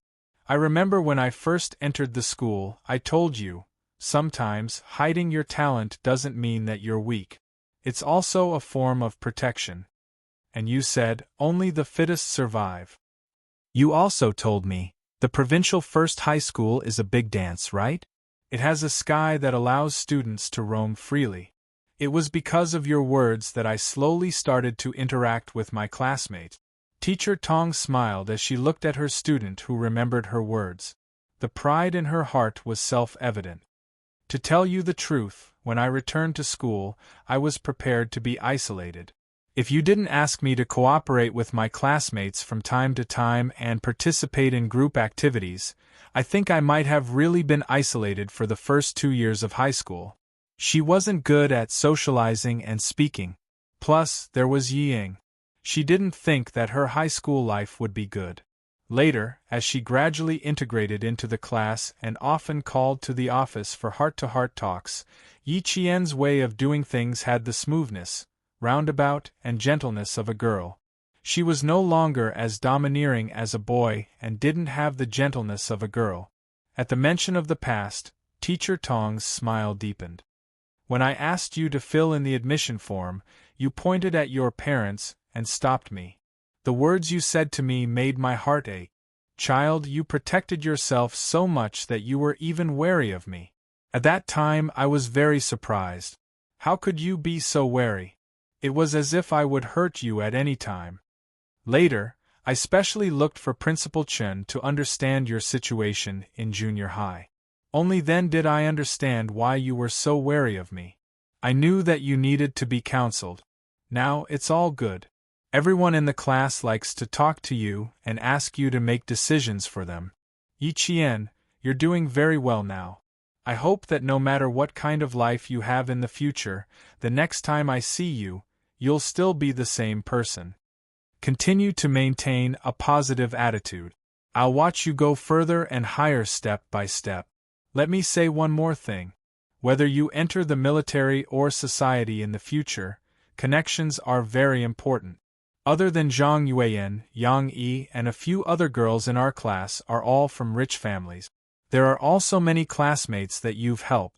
Their families have certain connections. Look, Zhang Yueyan and Yang Yi's families are paying for today's event. They're not giving me face, they're giving you face. There are also a few other parents who called me to thank me properly and hope that I can give them your contact information. Yi Qian, this is your network. As long as you continue to work hard and stand at the height where others want to befriend you, your path will become wider and wider. Even if you encounter a temporary difficulty, those who you have helped before will extend a helping hand to you. The life experience that society gives you will also give you more stage space. All of this comes from your hard work and is inseparable from yourself. When Yi Qian heard this, he seemed to understand something. His clear eyes widened slightly. After a while, he said in a low voice, "Back then, when you arranged for me to live with Zhang Yueyan and the others, was it to teach me how to maintain certain connections? It's good that you know it in your heart. There's no need to say it out loud. This is also the only selfish thing that I've done." When Teacher Tong saw that her student only understood her arrangement at this moment, the kind smile on her face deepened. Chapter 1949. Yi Qian held Teacher Tong's thin hands tightly and said softly, "Thank you, teacher. If you didn't say it, I really wouldn't have known about your good intentions. Since I won you over from Class 6 to Class 1 as your form teacher, I have to be responsible for you. Your grades are already very good, but you're still lacking in the way you handle things. I'll do my best to help you, but you still have to rely on yourself to stand up." Then Teacher Tong teased her like an old child. "I'm also very proud.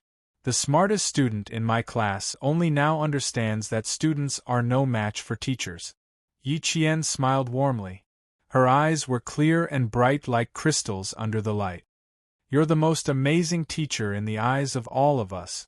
None of us are your match. You'll all surpass me. When that happens, I'll still be a teacher, but you won't be you anymore. You'll all be pillars of the class."